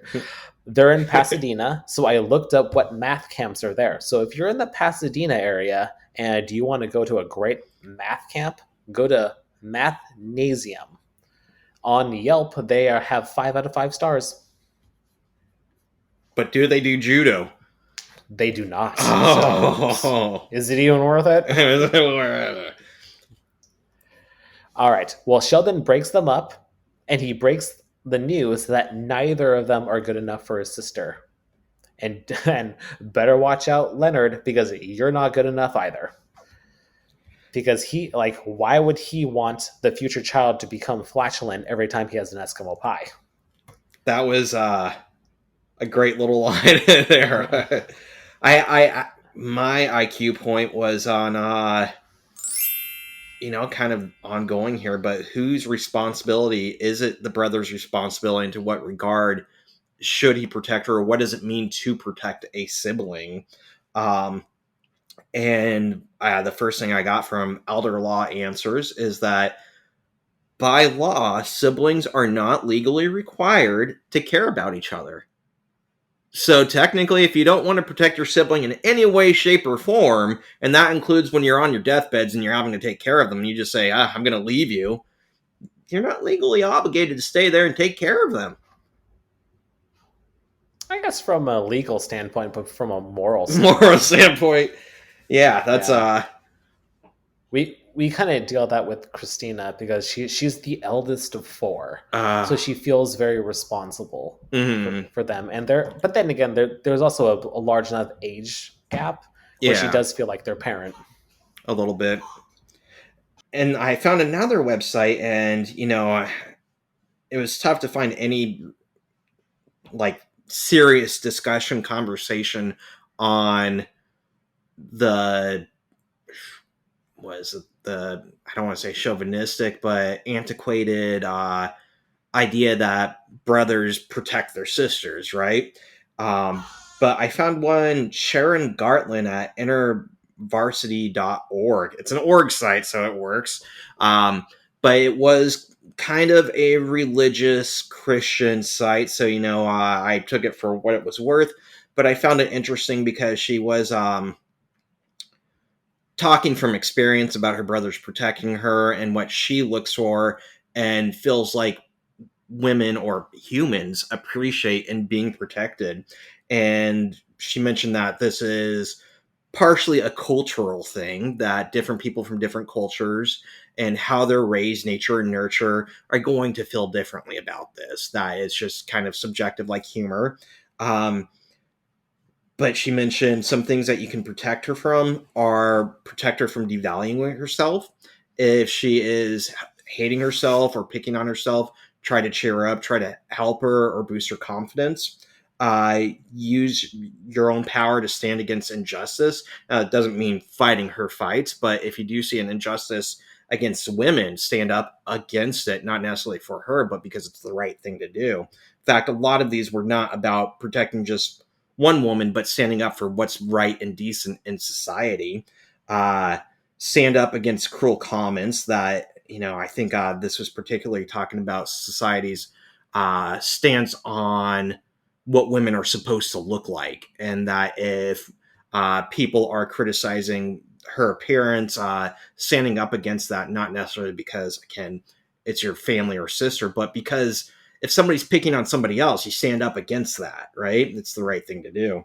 Offer company. So it talks about offering to walk her to her car or through a dark parking lot. Not because she can't handle herself, but because it's comfortable, and to do it in a way so you're not hitting on her. That was a big thing that men often do this to show I'm the big manly guy, but to be serious and say, hey, if you're afraid, I can walk with you, or I can call somebody to pick you up or something like that. Just to offer ideas for a comfort factor, not necessarily because she can't handle it, but just to offer help. Because that's, again, what a good person does. And I like the last one here was protect her from settling. That sometimes, self-esteem being low, or human, I guess, with the undervaluing herself, or any person saying you can do better, push her to strive for what she can accomplish and to chase the goals in her life, support her. And I think, again, yeah, that's the big thing, is don't make the choices for her, just be there to help her. When it comes to protecting, that is the best way we can protect anybody we care about. That kind of reminds me of our conversation in in the grasshopper experiment, where we talked about marriages. That arranged marriages, it's not necessarily just about picking a spouse, it's about picking the right spouse. So you want to pick someone that's suitable and that will actually be good for their daughter. Yeah. So that's all I got for that IQ point. Well, Raj can't stop smiling because of his medication. I put a big And LOL there. Why so happy? It's the medication. I can't stop smiling. And then Sheldon tells them that he's aware of the genetic stakes due to Leonard. And I love this part. Leonard says, "We all make mistakes. Let's just move on." Mistakes. And Raj says that everybody knows that genetic diversity produces the strongest offspring. Why not put a little mocha in the family latte?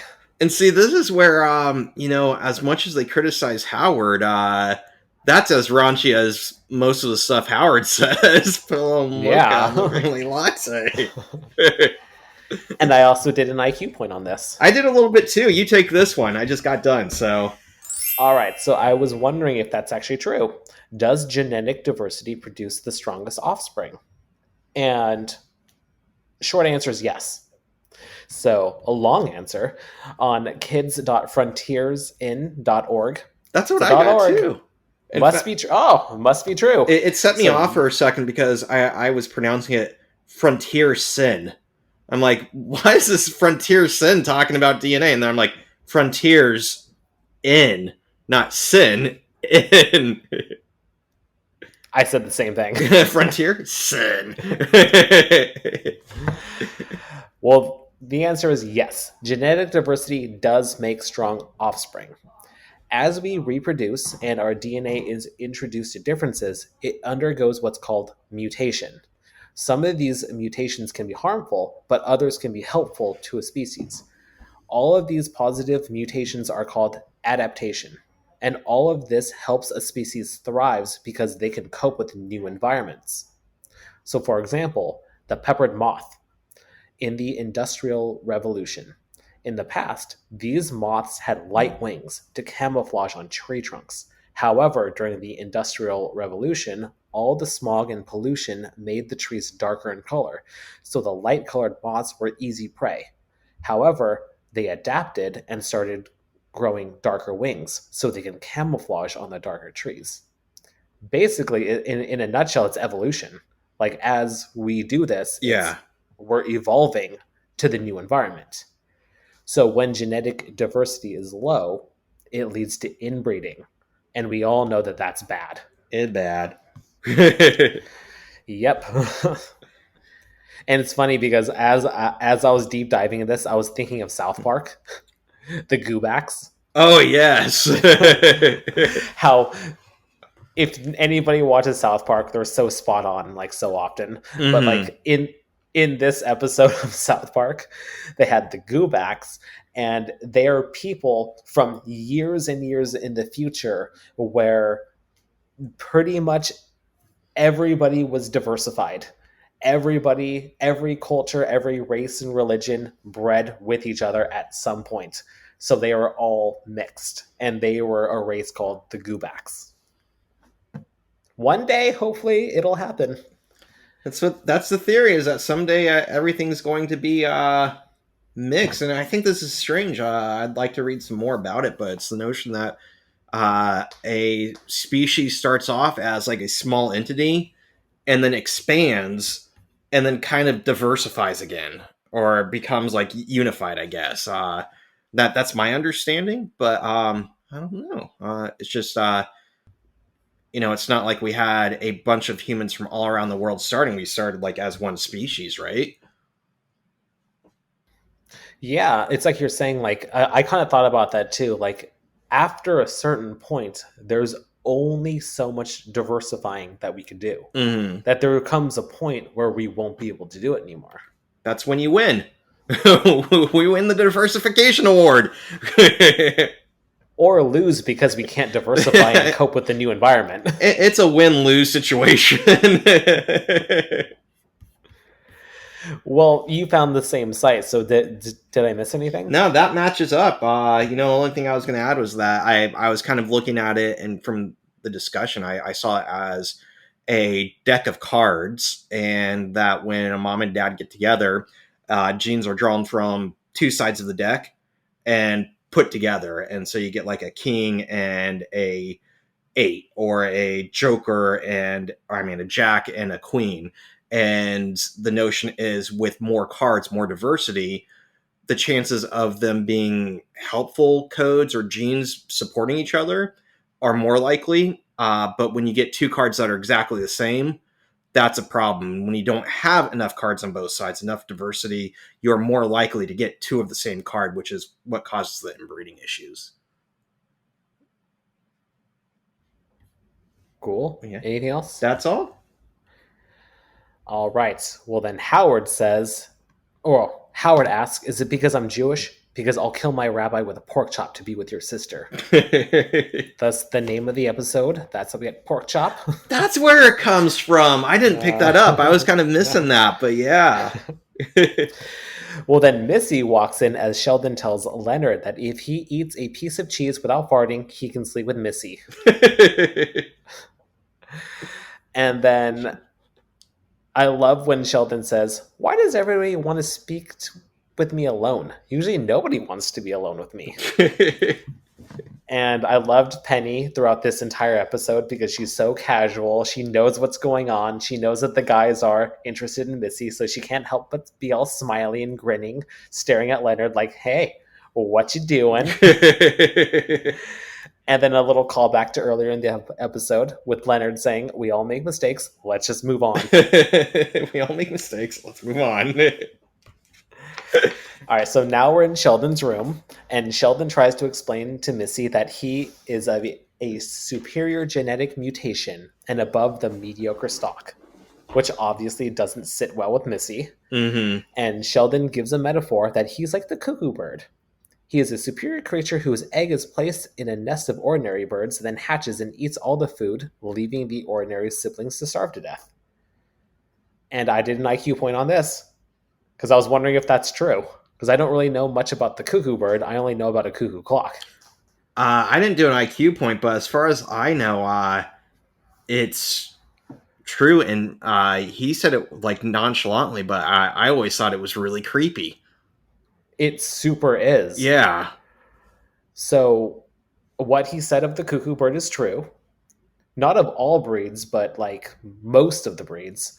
And this is called a brood parasite, where they rely on others to raise their young.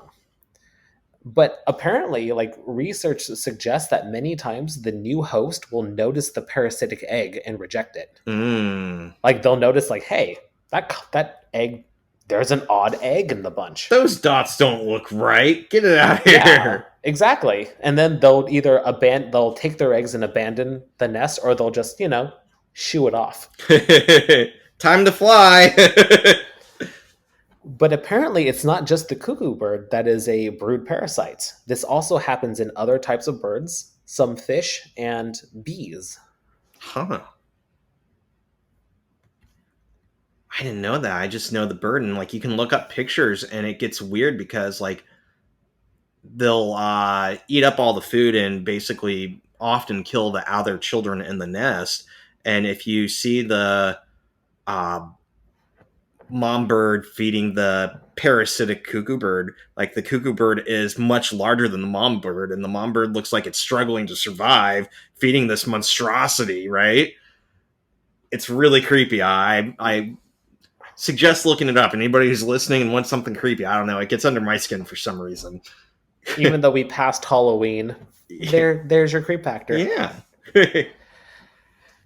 All right. Well, Missy puts Sheldon in his place, but then Sheldon gives an alternative solution that she donates her eggs, and then he finds a suitable mate, and then fast forward, she smacks him in the nuts because that ain't gonna work. He walks out limping a little bit. Yeah.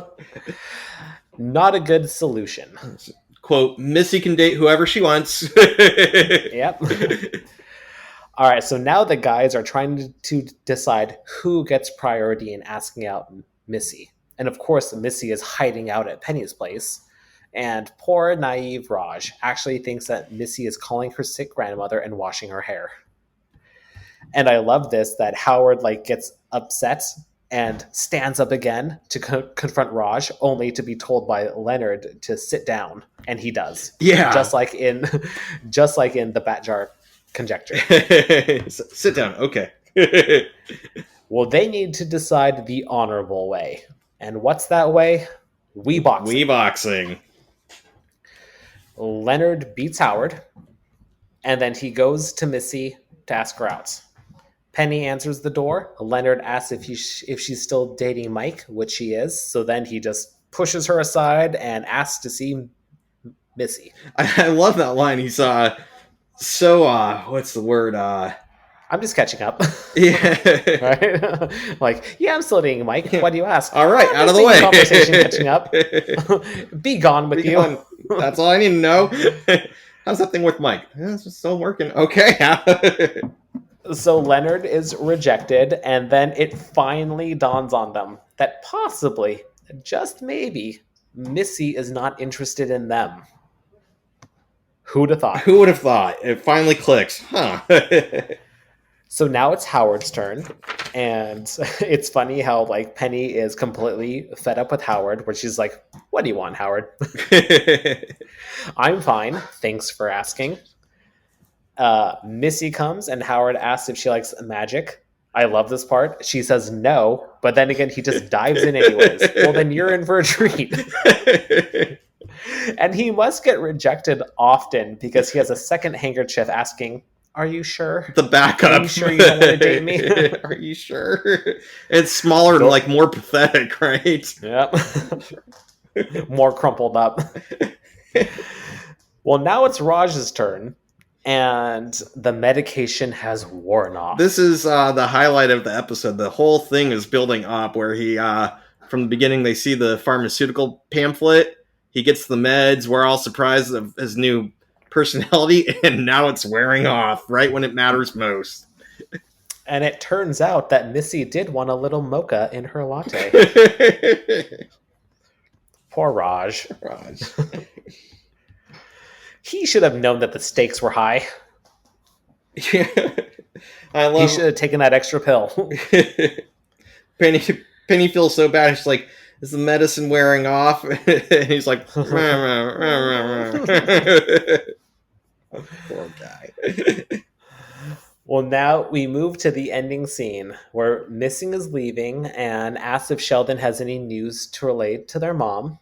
And he just says, "Yeah, just tell her I switched from bosonic string theory to heteronic string theory." IQ point? Oh, I didn't do this one. Oh. It's all you. So I didn't deep dive into string theory because we'll have plenty of opportunities to go into that, but I wanted to know what the difference was. If he's transitioning from one to another, there must be a significant difference. Yeah. So what is the difference? So first we need to do a little nutshell thing on what is string theory. So in a nutshell, I found this on YouTube, which actually explained it very well. So what is string theory?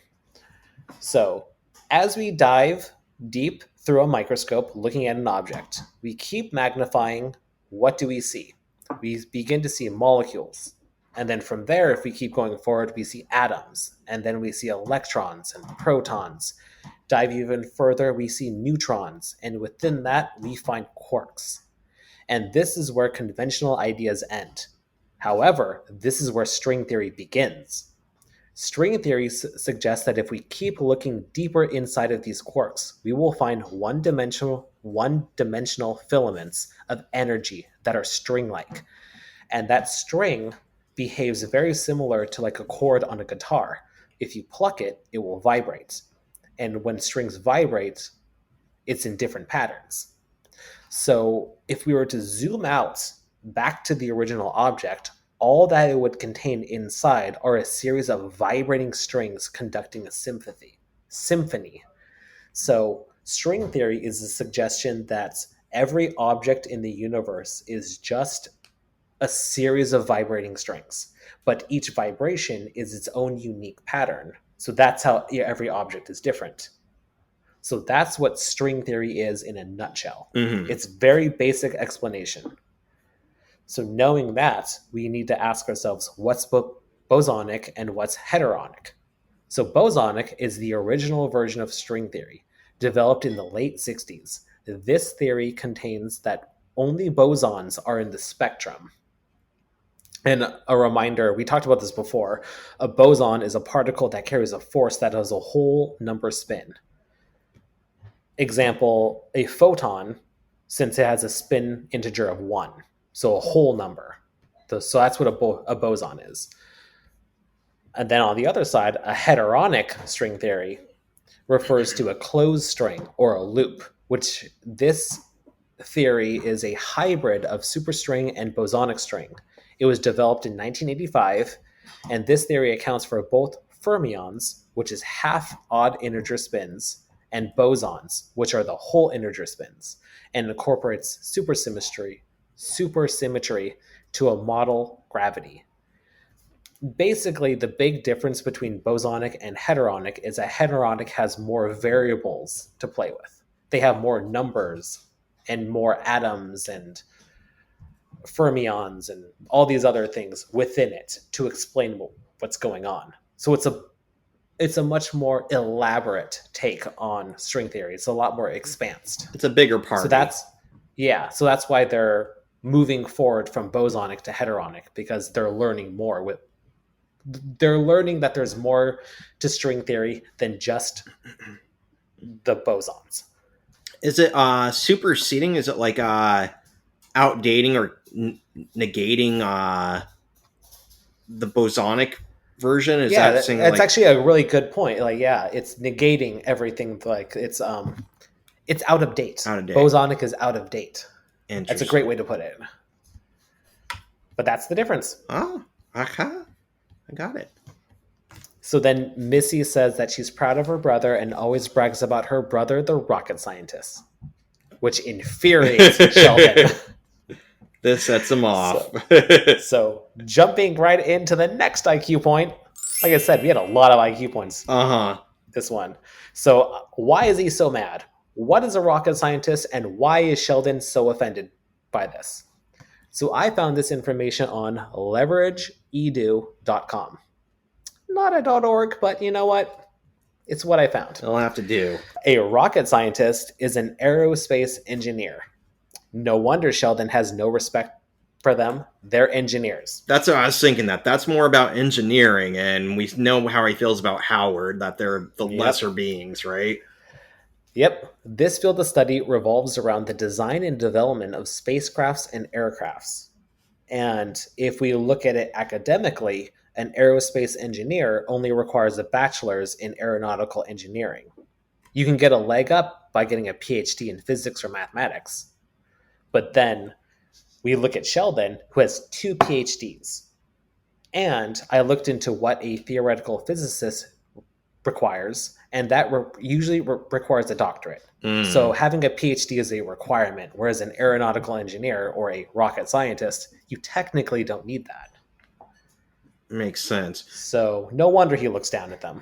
And I was also thinking how Sheldon is always about the dreaming up the ideas, the big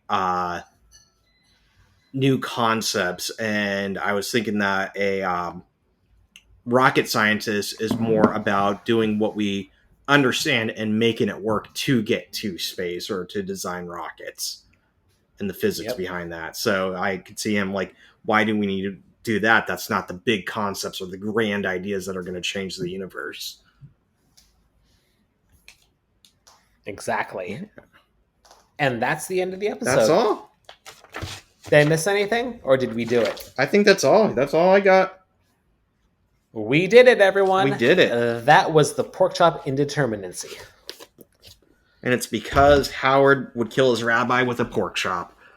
Yep. I can't believe I missed that. I'm loving discovering why they name the episode their name. Mm-hmm. Because they're so sciencey and like kind of odd and everything like that. It's like, oh, why'd they call it that? And there it is. It's like a mix between sciencey and kind of goofy, like every single time. And I'm like, how's it going to connect? So overall thoughts? I liked it. I love the ongoing joke about Raj and his medication and it wearing off when he needs it the most. And Missy actually being interested in him at that point. Yeah. That was great. I love the bit about the underwear with Penny and how close and comfortable she is with the guys and Leonard. And I like meeting Sheldon's twin and seeing his reactions to dating and kind of backing that up and where that's going to go in the future. Yeah, I really like that part too. I love peeling the onion that is Sheldon and seeing how much of a black sheep he is to his family. We met his mother already, who is an absolute delight, and now we've met his sister. So now it's kind of like learning about his family life, how he was brought up and everything like that. And I find it so interesting that he deviated so far away from his family. And it happens. Every family has that black sheep. Mm-hmm. And he sees himself as the prized member of the family. And like you said, they see him as the black sheep, like, we deal with him. Yeah, he's the... Yeah, Miss even said, like, Mom always said, you're one of God's special little people. Special little people. Definitely special. Missy can date whoever she wants. Yep. All right, so let's tally everything up. So you count your Sheldon points. I think I can already count how many IQ points. I think we're at 17 IQ points because you added 2 more that I didn't from my 15. Oh, I did? Nice. Yeah. I am at 18 points being like someone else and 20 being like Sheldon. So went up a little bit on the other side because last episode really knocked me back. But I am still technically 2 points ahead being like Sheldon. Dang. You're a Shelley. I'm Shelley. I'm God's special little people. Well, after this, we only have 2 more episodes. Wow. 2 episodes and we're done with season 1. We're doing it. We're doing it. I didn't realize season 1, I thought there were like 20 some episodes, but you're right. I think that this might be the shortest season. Usually the first season is a few episodes while they're still trying to figure out if they're going to make it or whatever. So this is what I'm thinking. We'll finish off the 2 episodes, and then we do the superlative episode, the season 1 recap, and then I think we should do the Lost Pilot. The Lost Pilot. I think so too. Yeah, just kind of compare. Now that we got through season 1, we can compare it to what would have been, and we could try to identify what we liked about it, what we didn't like, what should have been. Or maybe it was just pure garbage. How did this get picked up? Well, all right. Anything else before we go into the outro? No, I think that's all I have for this episode. Looking forward to the last 2 episodes of the season. Yep. Well, thanks for joining us, everyone. Remember to leave us a review on Apple Podcasts. Follow us on Instagram. We're at Theoretical Nonsense Pod. And email us at theoreticalnonsensepod@gmail.com. And we're going to play around with TikTok, so maybe you'll follow us on that, or maybe we'll decide we're just boomer enough that we can't figure it out. Dun dun. Well, we'll see you next time when we talk about Season 1, Episode 16, The Peanut Reaction. Thank you, everyone. Thanks for listening. This was Theoretical Nonsense, the Big Bang Theory watch-along podcast. No PhD necessary. Our intro and outro music is by Alice Kroll, and our logo is by John Kim. Thanks for listening.